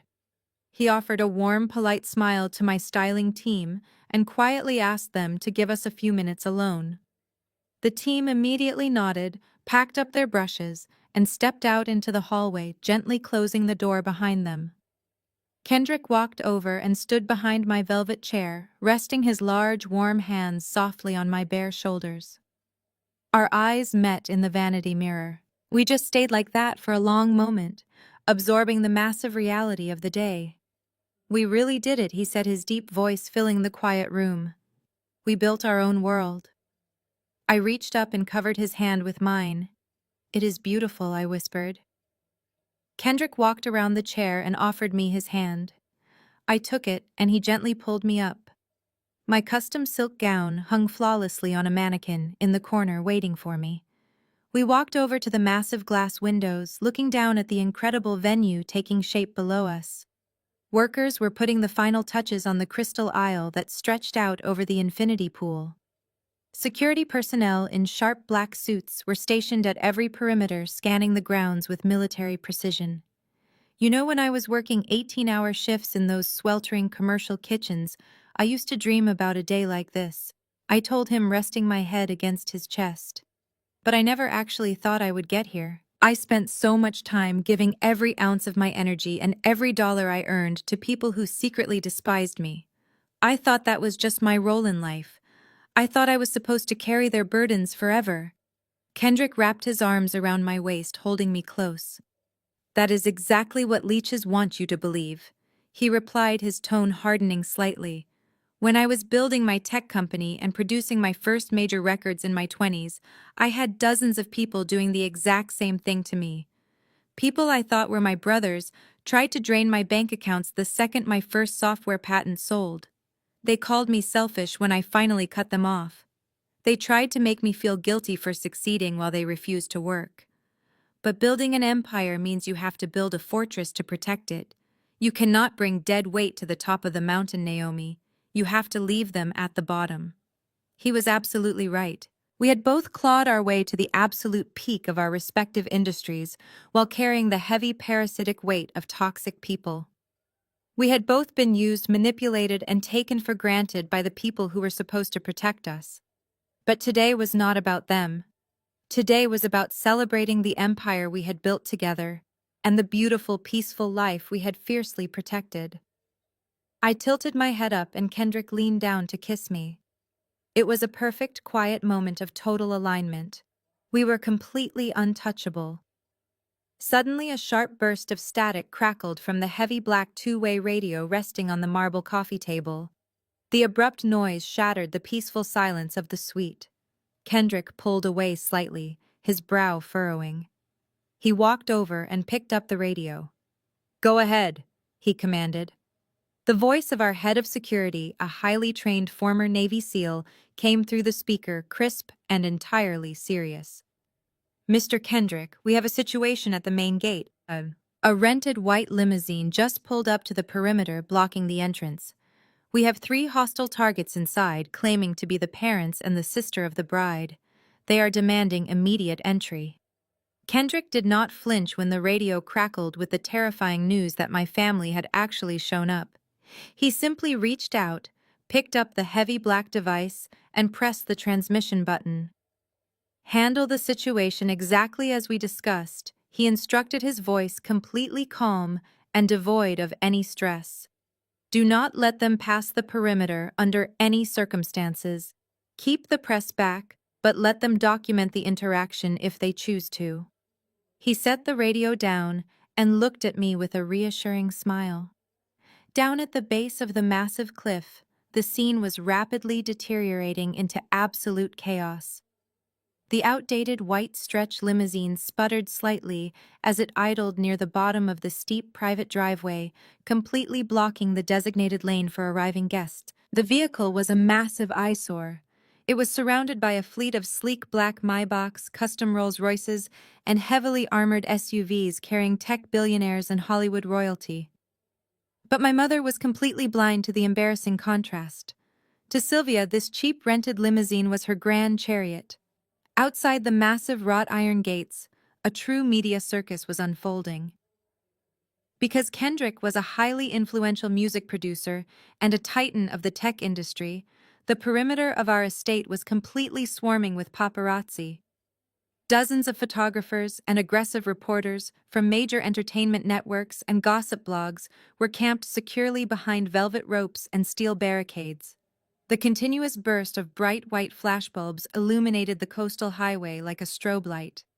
Inside the musty-smelling cabin of the limo, Sylvia was practically vibrating with pure excitement. She peered through the tinted glass, watching the cameras flash as a famous pop star exited a nearby vehicle. "Look at all of this, Richard," she gasped, gripping her cheap sequined purse tightly. "The media is everywhere. They know we are arriving. They know we are the family of the bride." She reached over and aggressively mashed the button on the door panel. The tinted window slowly hummed downward, letting the salty ocean breeze mix with the faint smell of engine exhaust. Sylvia leaned her head and shoulders out of the window, a massive artificial smile plastered across her face. She raised her hand and began waving at the crowd of photographers, exactly like a member of a royal family greeting her loyal subjects. Brittany immediately scrambled across the sticky leather seats, shoving her father aside so she could lean out the window right next to her mother. Brittany aggressively adjusted her low-cut clearance rack dress and pouted her lips desperately, hoping one of the cameras would capture her good side and instantly make her famous. "Drive us up to the entrance," Sylvia commanded, tapping her manicured nails against the glass partition, separating them from the hired driver. "Do not just sit here in the street. Take us all the way up to the front doors." The nervous driver put the vehicle in gear and slowly edged the massive white boat of a car toward the highly secured entrance. But before the front bumper could even get within 10 feet of the iron gates, two heavily armed private security guards stepped squarely into the middle of the road. They were dressed in all-black tactical suits, wearing dark sunglasses and coiled earpieces. They both raised their hands in a firm, unmistakable gesture to halt. The driver instantly slammed on the brakes, causing Sylvia and Brittany to jolt forward in their seats. Sylvia let out an exasperated sigh, completely offended that anyone would dare impede her grand entrance. She leaned further out the window, glaring aggressively at the two stoic guards. "What on earth is the delay?" she shouted, her shrill voice cutting through the ambient noise of the highway. "Open these gates right now. I am the mother of the bride." The moment she screamed those words, the entire atmosphere outside the gates drastically shifted. The paparazzi, who had been focused on a tech executive walking through the pedestrian checkpoint, suddenly whipped their heads around. A reporter from a notorious celebrity gossip site shouted loudly to the crowd, "Did she just say she is the mother of the bride?" Instantly, a massive swarm of photographers abandoned their current targets and rushed toward the barricades nearest the cheap white limo. A tidal wave of blinding camera flashes erupted, perfectly illuminating my mother's furious face and my sister's desperate poses. Sylvia absolutely ate up the attention. She puffed out her chest, adjusting her gaudy sequined gown, relishing the feeling of dozens of lenses pointed directly at her. "Yes, I am Naomi's mother," she announced loudly to the flashing cameras. "We are here for the wedding." The heavy iron gates remained completely locked, but a small side door opened, and the head of security walked out onto the pavement. The former Navy SEAL moved with a terrifying fluid grace, entirely unfazed by the screaming reporters and the blinding lights. He walked straight down the center of the driveway directly toward the open window of the limousine. He was holding a sleek digital iPad in his left hand. Sylvia saw him approaching and smirked victoriously at Richard. "You see," she boasted. "I told you they would send someone important to escort us inside. Family is family." The security chief stopped exactly 2 feet from her window. He did not smile. He did not offer a polite greeting. He looked down at the glowing screen of his iPad, tapped a single button, and then looked my mother dead in the eyes. "Ma'am, you are on the permanently banned list." The words hung in the salty ocean air like a heavy stone.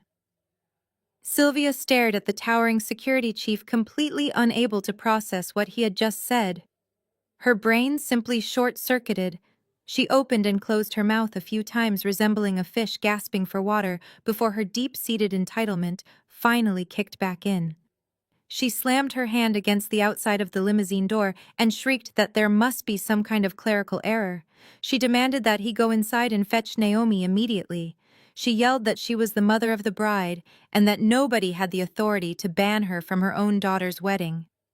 But before the security chief could even reiterate his warning, the heavy passenger door of the cheap white limousine violently swung open.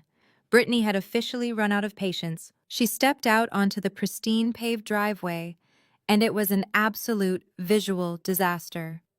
In the harsh, unforgiving daylight of the California coast, her clearance rack formal dress looked even cheaper than it had in the dark apartment. The fabric was wrinkled, and her aggressively contoured makeup looked muddy and desperate under the sudden explosion of blinding camera flashes. She stumbled slightly on her discount heels but quickly caught her balance, marching forward with an unwarranted sense of supreme authority. "Do you have any idea who you are dealing with?" Brittany screamed at the top of her lungs, pointing a shaking manicured finger directly at the former Navy SEAL. "I am the sister of the bride. We share the same blood. We are VIP guests, and you are just the hired help.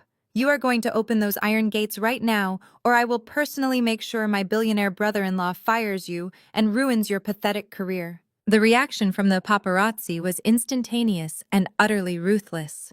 The moment Brittany stepped out of the vehicle and started screaming, the reporters realized this was not just a minor traffic dispute. This was pure, unadulterated reality television unfolding right in front of their lenses. Dozens of photographers violently shoved each other out of the way, pressing their heavy cameras against the steel barricades to get a better angle. The rapid-fire clicking of camera shutters sounded like a swarm of aggressive insects. The reporters began shouting questions over the chaos, completely fueling Brittany's toxic fire. "Are you the sister whose husband just filed for an annulment?" one paparazzi yelled from the crowd. "Is it true your family is facing foreclosure?" another reporter shouted, shoving a microphone over the velvet rope.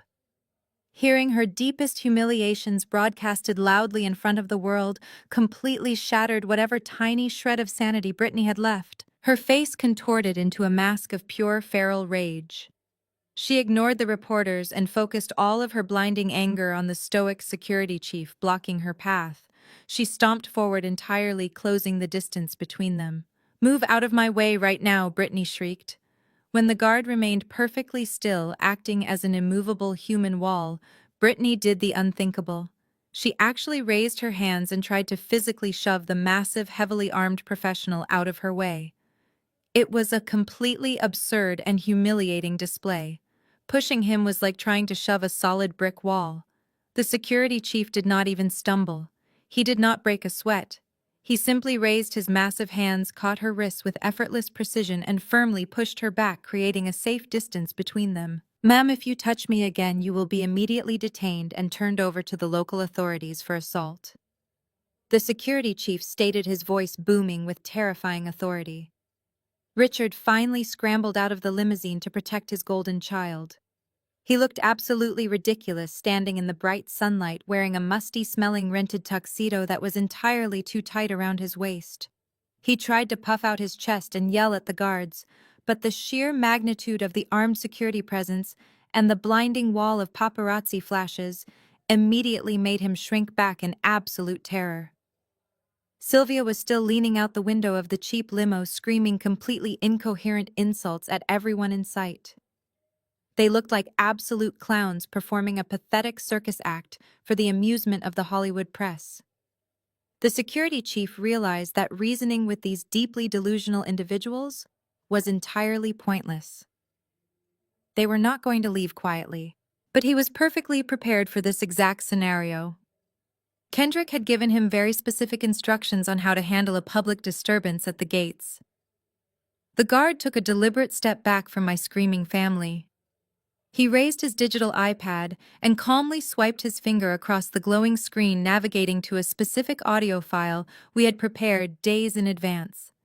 He looked up at my mother, who was still shrieking from the limo window, and then he tapped the play button. Instantly, the massive outdoor speaker system attached to the roof of the stone guardhouse cracked to life. The heavy bass of the high-end speakers vibrated through the pavement.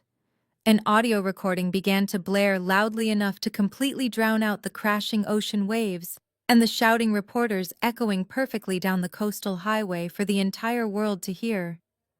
The crystal-clear audio cut through the salty air with absolute precision. It was not a muffled recording. It was a high-definition capture of the exact moment my mother had cornered me in that luxury bridal boutique months ago.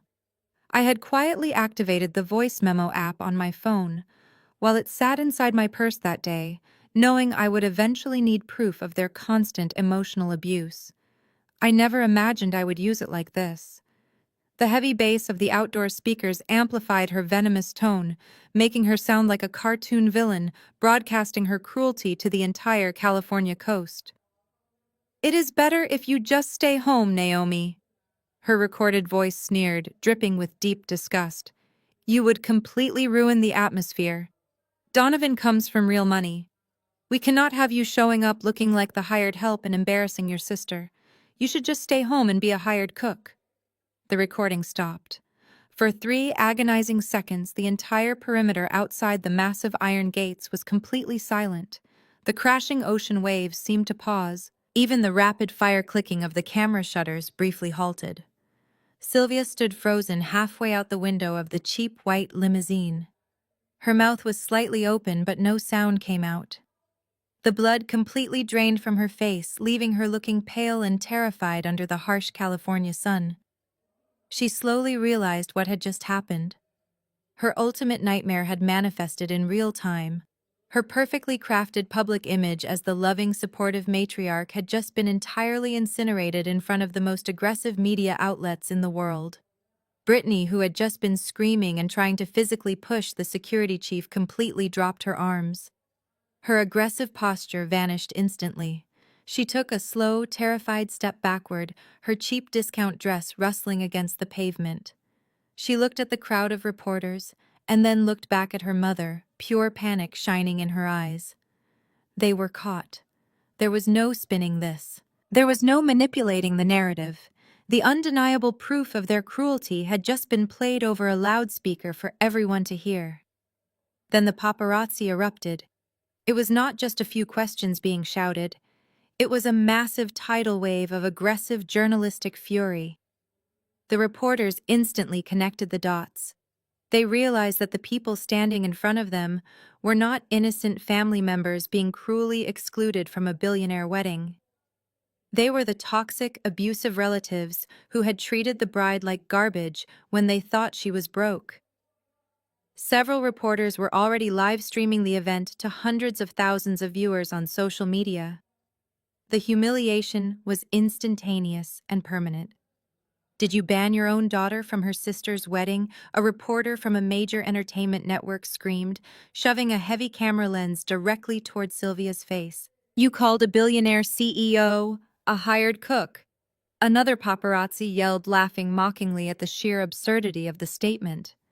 "Is that why you are riding in a cheap rented limo today, while she is getting married in a $15 million estate?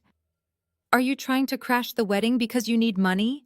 A third voice shouted from the crowd, perfectly hitting the deepest insecurity my family possessed.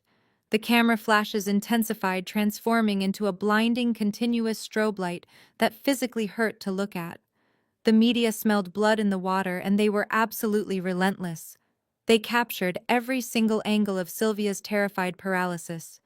They photographed Brittany desperately trying to cover her face with her hands as she scrambled backward toward the open door of the limousine.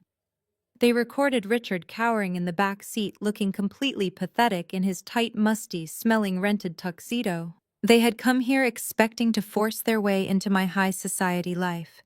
They had genuinely believed that their presence would force me to submit to their demands to avoid a public scandal. Instead, they had walked directly into a perfectly orchestrated trap that exposed their true nature to the entire globe. Sylvia finally managed to pull her head back inside the limousine, her entire body shaking violently. "Roll up the window!" she shrieked at the bewildered driver, hitting the door panel frantically. "Roll it up right now! Get us out of here!" But the driver was completely boxed in by the swarming press and the security barricades. They were trapped inside the cheap, musty vehicle, completely surrounded by the suffocating reality of their own public destruction. The security chief did not smile. He did not show an ounce of pity for the terrified people cowering inside the car. He had seen enough toxic behavior in his career to know exactly what kind of people he was dealing with. He casually lowered his digital iPad and stepped right up to the glass of the limousine window. He leaned down, looking directly into Sylvia's panicked eyes.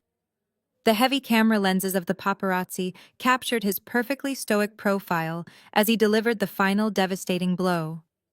"The hired cook requests you leave her property immediately," he said, his voice hard and completely uncompromising. The cheap white limousine finally managed to throw itself into reverse. The tires squealed aggressively against the pavement as the panicked driver desperately navigated backward through the massive sea of shouting paparazzi. Sylvia rolled up the tinted window with trembling hands, but it was far too late. The permanent damage was already done. In the modern age of digital media, it does not take hours for a scandal of this magnitude to break. It takes mere minutes. Before the limousine even reached the bottom of the winding coastal highway, the raw, unedited footage of their humiliating rejection was uploaded to every major social media platform in existence. Entertainment journalists immediately posted high-definition clips of the security chief delivering his devastating final line. On social media platforms, savvy creators instantly got to work. They took the pristine audio recording of my mother calling me a hired cook and spliced it directly over the high-resolution video of her terrified face cowering in the back of the rented limo.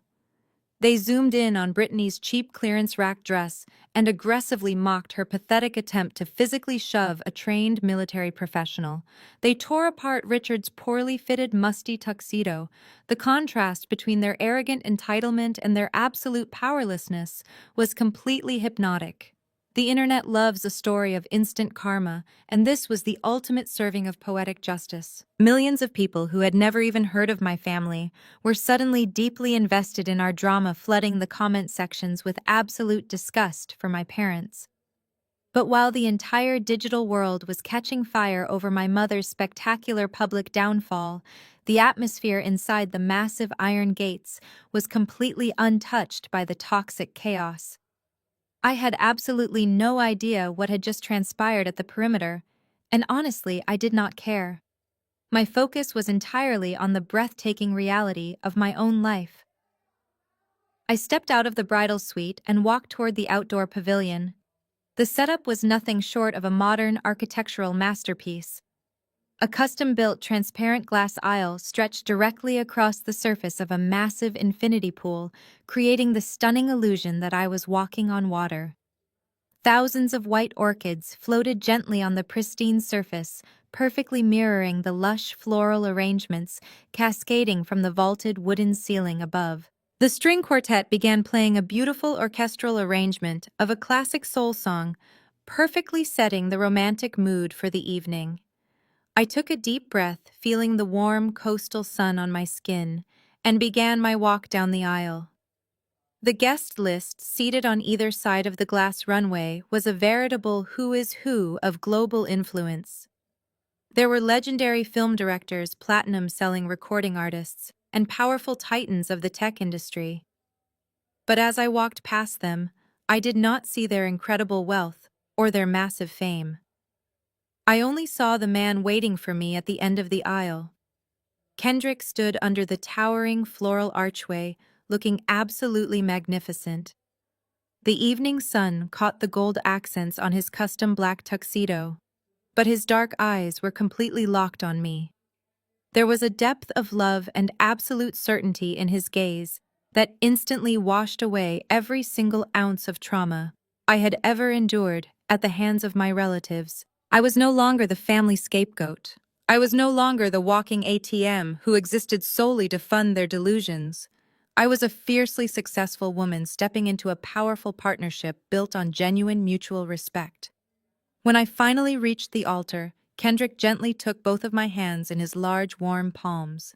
He did not care about the cameras documenting the event or the high-profile guests watching us. In that exact moment, we were the only two people in the entire world.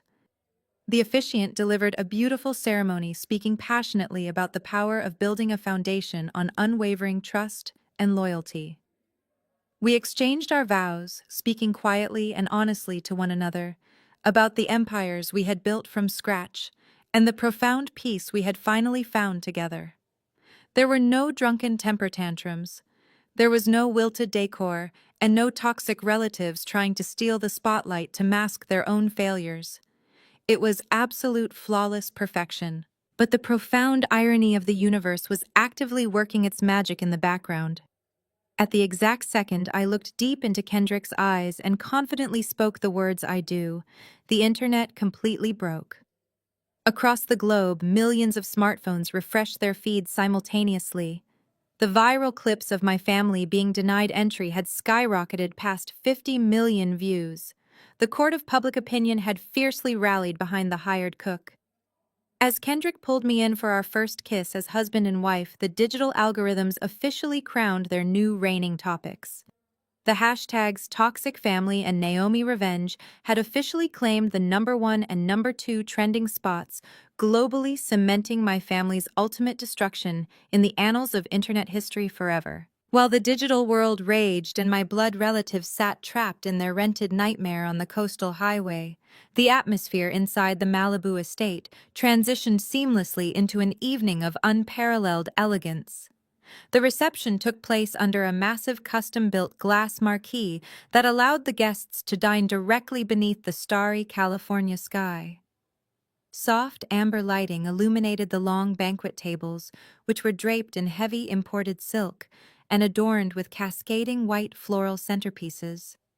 Waiters in immaculate white coats glided silently across the floor, carrying silver trays of vintage champagne and delicate hors d'oeuvres. It was a universe away from the humid, smelly community center where my sister had thrown her drunken temper tantrum just days prior.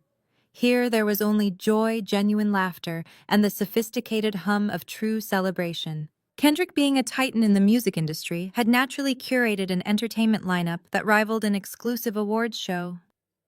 A legendary Grammy-winning rhythm and blues singer took the stage to perform our first dance live, and the smooth, soulful melody echoed beautifully out over the crashing ocean waves. As we swayed together on the polished marble dance floor, I looked over Kendrick's broad shoulder and caught the eye of his mother. She was sitting at the head table, wiping away a happy tear while his father smiled proudly beside her. Kendrick's parents had never once judged me for my background. They did not care about social climbing or exploiting my wealth. From the very first day we met, they had embraced me with a warmth and sincerity I had never experienced in my own home. They showed me what unconditional love actually looked like, and they treated me like their own daughter, long before there was a ring on my finger. As the multi-course dinner service officially began, Kendrick tapped his crystal glass with a silver spoon, bringing the massive room to a gentle hush. He took the microphone and thanked everyone for coming before turning his absolute focus to me. He delivered a toast so deeply moving, so fiercely protective and loving, that it left not a single dry eye in the marquee. He spoke about my resilience, my brilliant mind, and the empire I had built with my bare hands. When he finished, the applause was deafening. He kissed my forehead, handed the microphone to me, and stepped back, giving me the floor. I stood at the center of the room, looking out at the faces of my incredibly supportive friends, my loyal culinary team, and Kendrick's wonderful family. I took a deep breath, feeling completely grounded and entirely free. Thank you all for being here tonight. I began, my voice steady and clear, echoing perfectly through the glass pavilion. Growing up, I was always taught that family was strictly defined by blood. I was led to believe that you had to endure whatever treatment you were given simply because of the people you happened to be born to.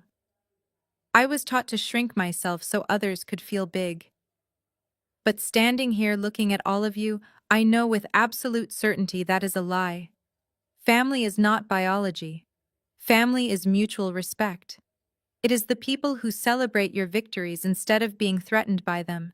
It is the people who stand by you when you have absolutely nothing to offer them but your authentic self.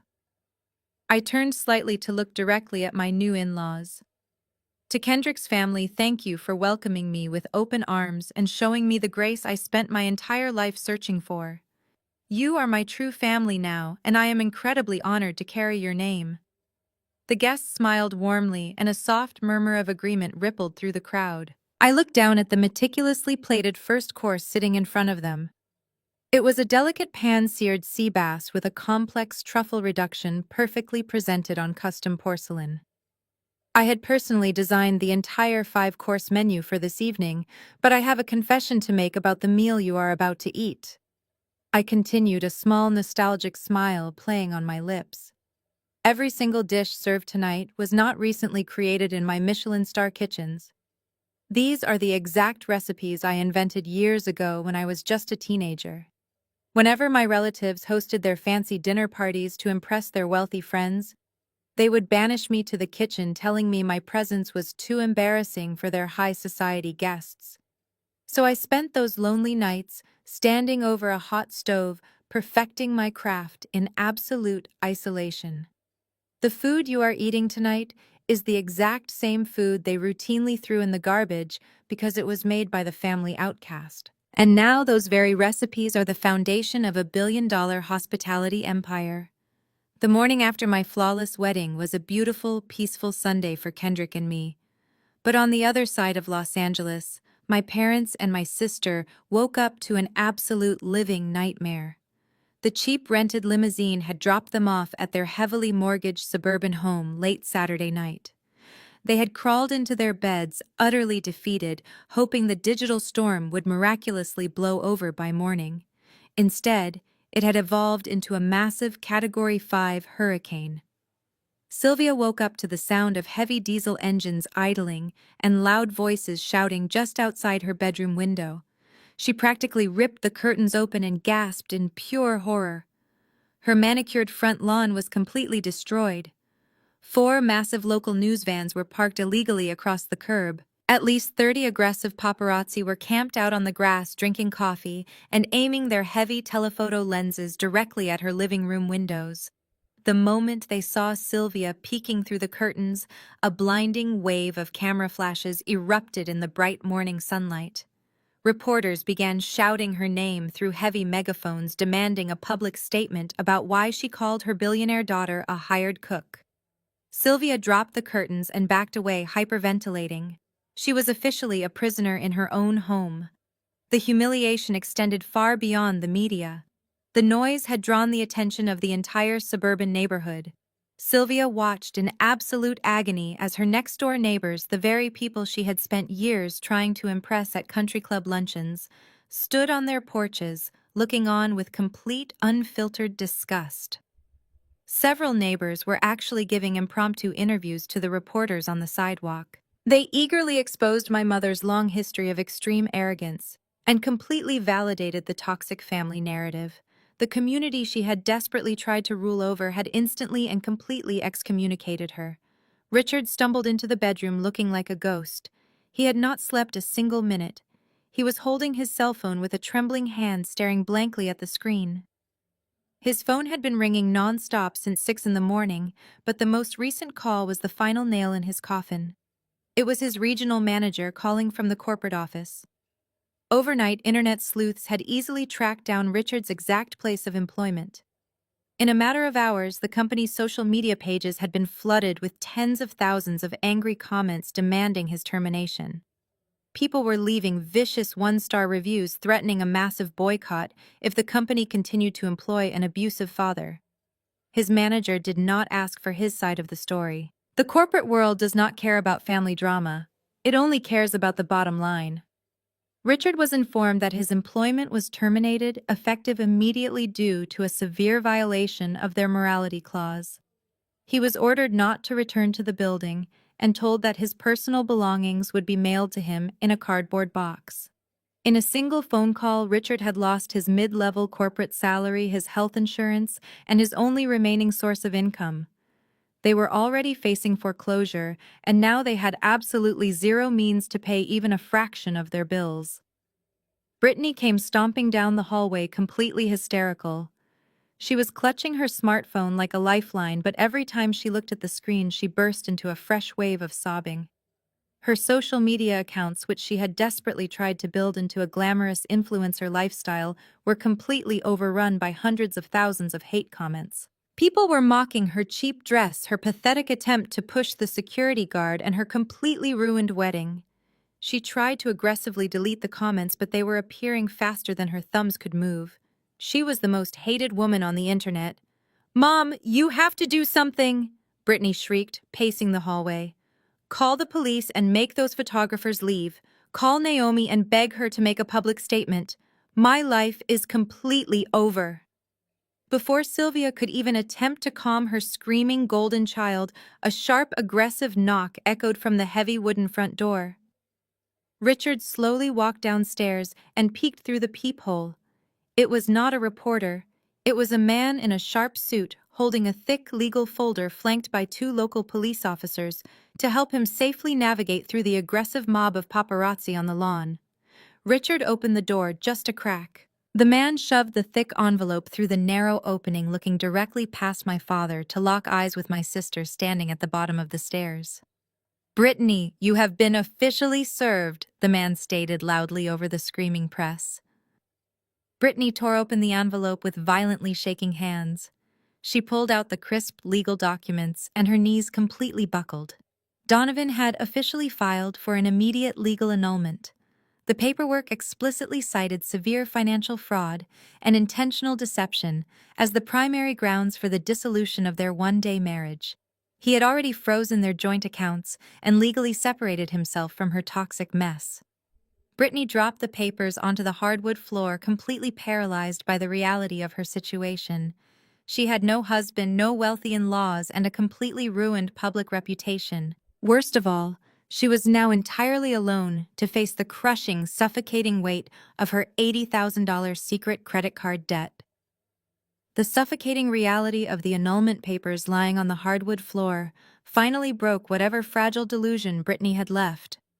She sat entirely paralyzed while the muffled shouts of the paparazzi continued to echo from the front lawn. Her mother was hyperventilating in the kitchen, and her father was staring blankly at the wall, having just lost his entire career. There was absolutely no one left to save her. The $80,000 mountain of secret credit card debt was entirely hers to carry, and without Donovan's wealthy family to absorb the financial blow, she was facing total bankruptcy at 30 years old. Desperation completely consumed her. Brittany scrambled off the floor, leaving the legal documents scattered across the wood, and sprinted upstairs to her childhood bedroom. She grabbed her laptop and aggressively opened her messaging apps. She tried calling my personal cell phone, but the automated voice immediately informed her the number was unavailable. She tried sending text messages, but they instantly bounced back as undelivered.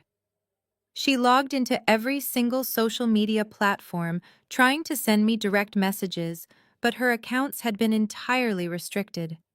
I had placed a permanent digital iron curtain between us. But sheer panic is a powerful motivator.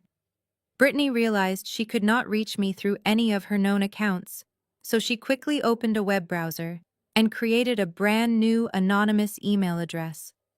Her fingers trembled violently as she typed out my private business email, which she had memorized years ago, when she used to forward me links to expensive designer bags she wanted me to buy for her. She spent the next hour drafting a massive, frantic email. She poured every ounce of her manipulative energy into the text, desperately trying to strike a chord of sympathy. Naomi, please do not delete this. She typed, her tears splashing directly onto the keyboard. I am begging you on my hands and knees. Donovan just served me with annulment papers. He left me because of some credit card debt I accumulated while trying to plan a wedding that would make Mom and Dad proud. You know how much pressure they put on us to be perfect. I was just so stressed, and I made some terrible financial mistakes. She did not take a single ounce of genuine accountability for her actions. Instead, she aggressively leaned into the ultimate toxic trump card. She tried to use our biology as a weapon. You have to help me, Naomi. She continued, her paragraphs growing longer and more frantic.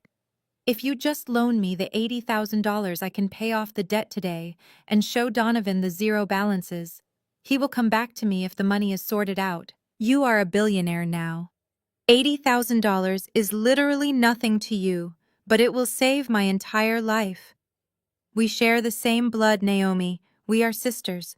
You cannot just abandon your own flesh and blood when she is drowning. I promise I will pay you back every single cent. Please remember the good times we had growing up. Do not let them ruin me. She hit send and sat in her dark bedroom staring at the screen, completely holding her breath. She genuinely believed that reading those desperate words would instantly activate a deeply ingrained sense of familial obligation within me.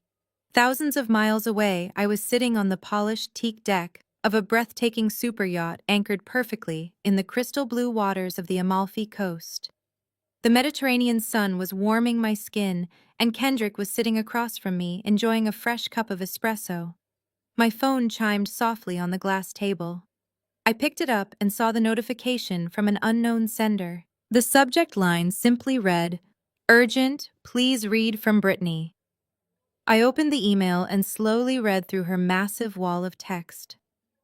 The gentle ocean breeze played with my hair as I absorbed every single pathetic, manipulative word she had written. I did not feel a sudden rush of sympathy. I did not feel the familiar heavy guilt that used to control my every decision. I felt absolutely nothing but a cold, profound clarity. She was not apologizing for publicly humiliating me.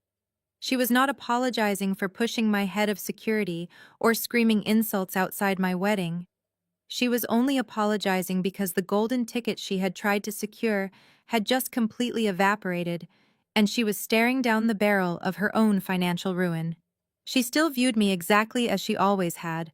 I was just a walking ATM machine designed to bail her out of her own toxic consequences. Kendrick noticed the slight shift in my demeanor and raised an eyebrow. "Everything okay, beautiful?" he asked, setting his espresso cup down. "Everything is absolutely perfect," I replied, offering him a warm smile. "I just need to tie up one final loose end." I tapped the reply button on the email. I did not type a long emotional response explaining how deeply she had hurt me. I did not yell or try to justify my boundary. Explaining myself to a narcissist was a complete waste of energy. Instead, I opened my secure digital cloud drive and located a specific file I had scanned months ago.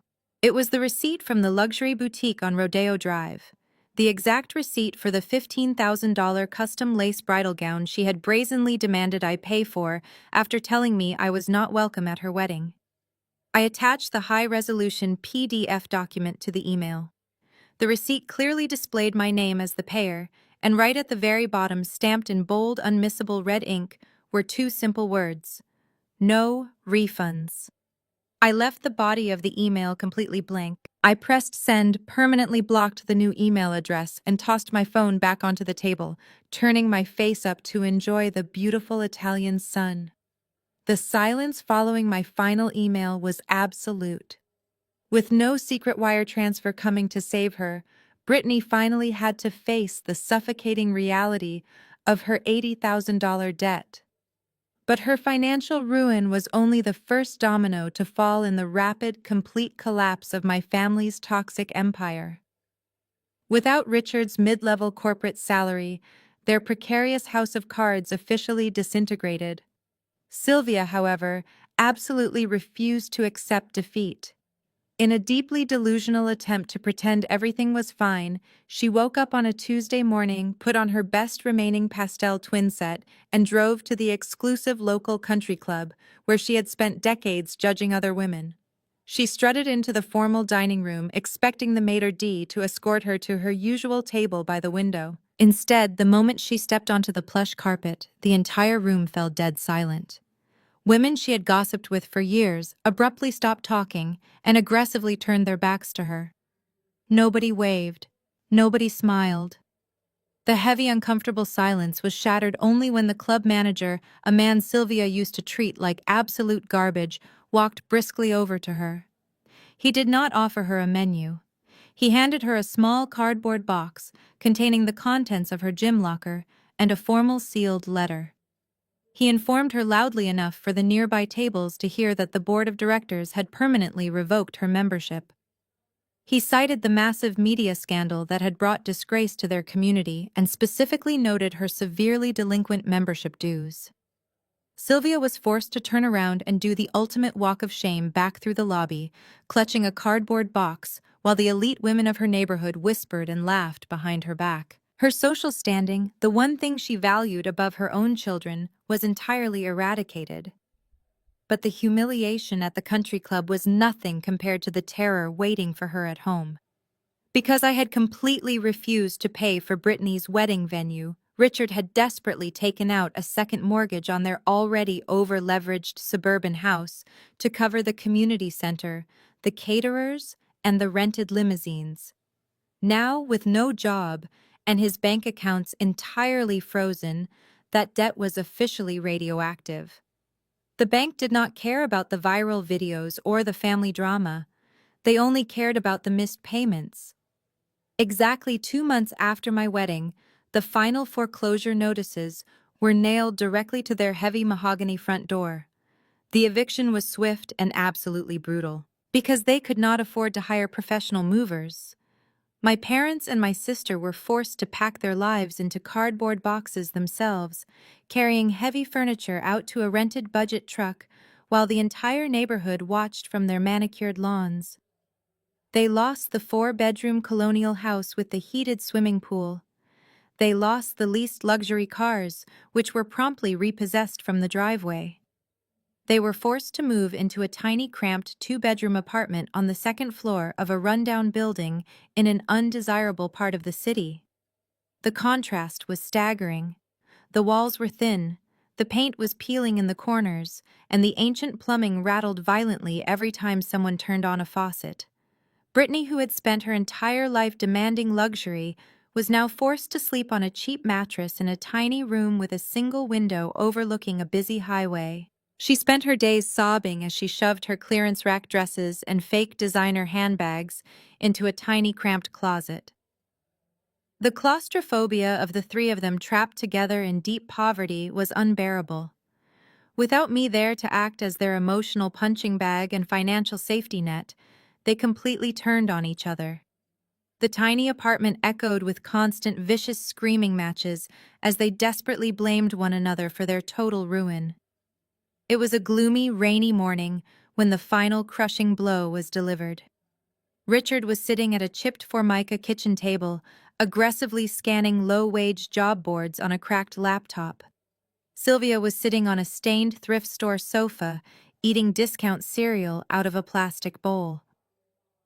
The cheap television mounted on the thin apartment wall was tuned to a premier national morning talk show, simply providing background noise to their miserable existence. Then the bright, cheerful voice of the television host cut through the heavy silence of the room.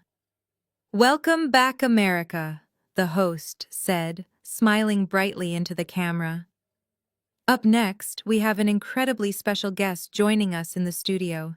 She is a culinary visionary, a self-made billionaire, and arguably the most powerful female CEO in the hospitality industry today.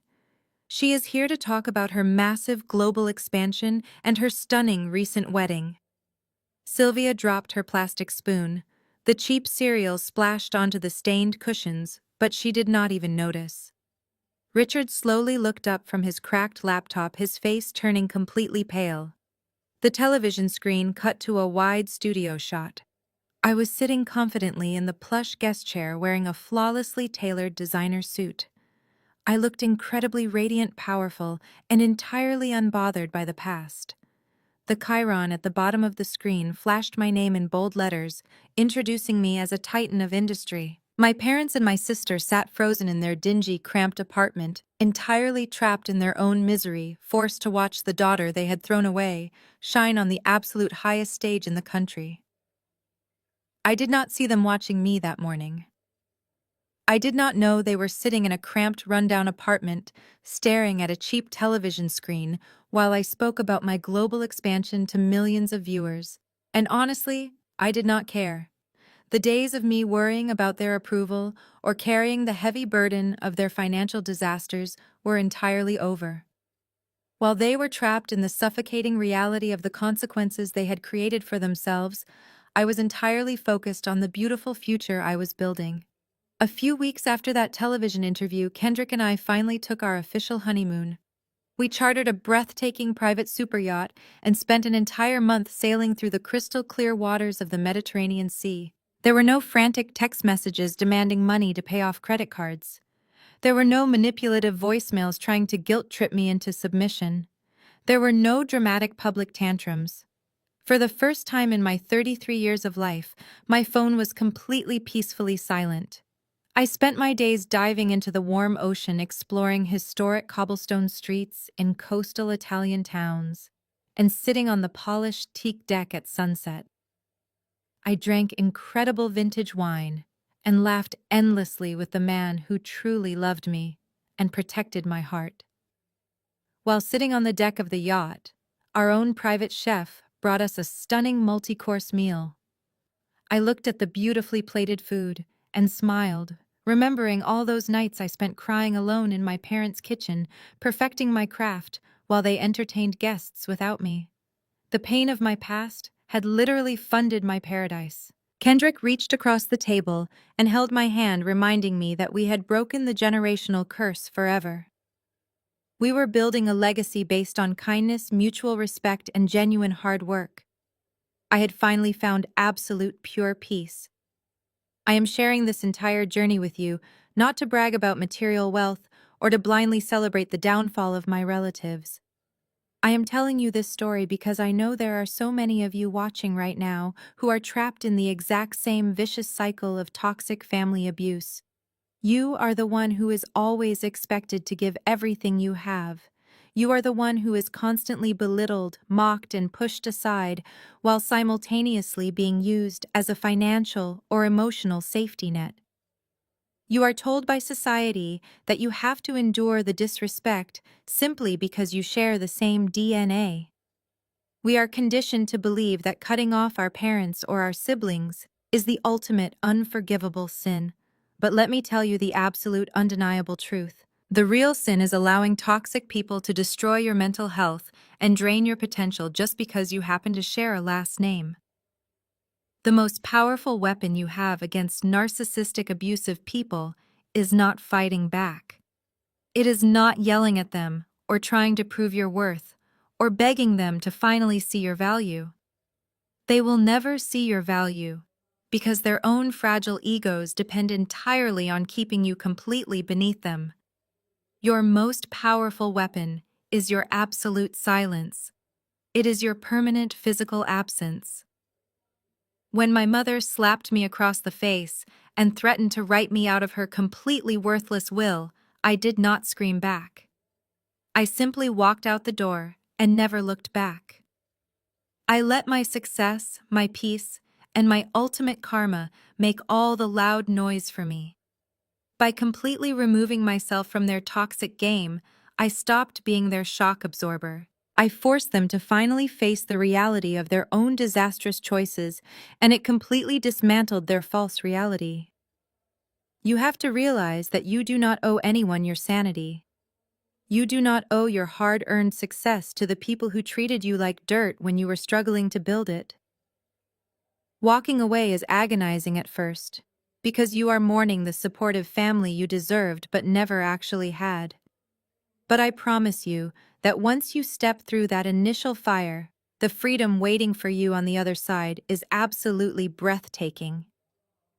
Blood doesn't make a family, respect, love, and loyalty do. If you have a toxic person draining your life, cut the cord. Have you ever had to walk away from toxic relatives to protect your peace? Tell me your story in the comments. Like and subscribe for more real stories of survival and success. The most profound lesson to take away from this story is that biology does not automatically earn someone a permanent place in your life. For far too long, society has conditioned us to believe that we must unconditionally tolerate disrespect, emotional abuse, and financial exploitation simply because the people hurting us happen to share our blood. We are taught to forgive the unforgivable and to continually pour our energy into bottomless pits of entitlement, all under the guise of family loyalty. But true loyalty should never require you to sacrifice your own mental health or sabotage your hard-earned success. This story serves as a powerful reminder that the ultimate response to toxic manipulation is not found in screaming matches or desperate attempts to prove your worth to those committed to misunderstanding you. The greatest revenge and the purest form of self-preservation is absolute silence combined with an unwavering commitment to building your own brilliant future. When you finally gather the courage to cut the heavy anchor of toxic relationships, you create the necessary space for genuine love, respect, and authentic connections to enter your life. You begin to understand that true family is entirely chosen. It is comprised of the people who celebrate your victories, protect your peace, and value you for exactly who you are, rather than what you can endlessly provide for them.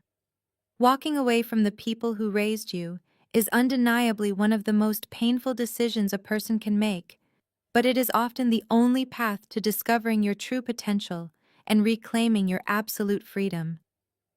If you have ever found the courage to establish firm boundaries and walk away from toxic relatives to protect your peace, please share your survival story in the comments below.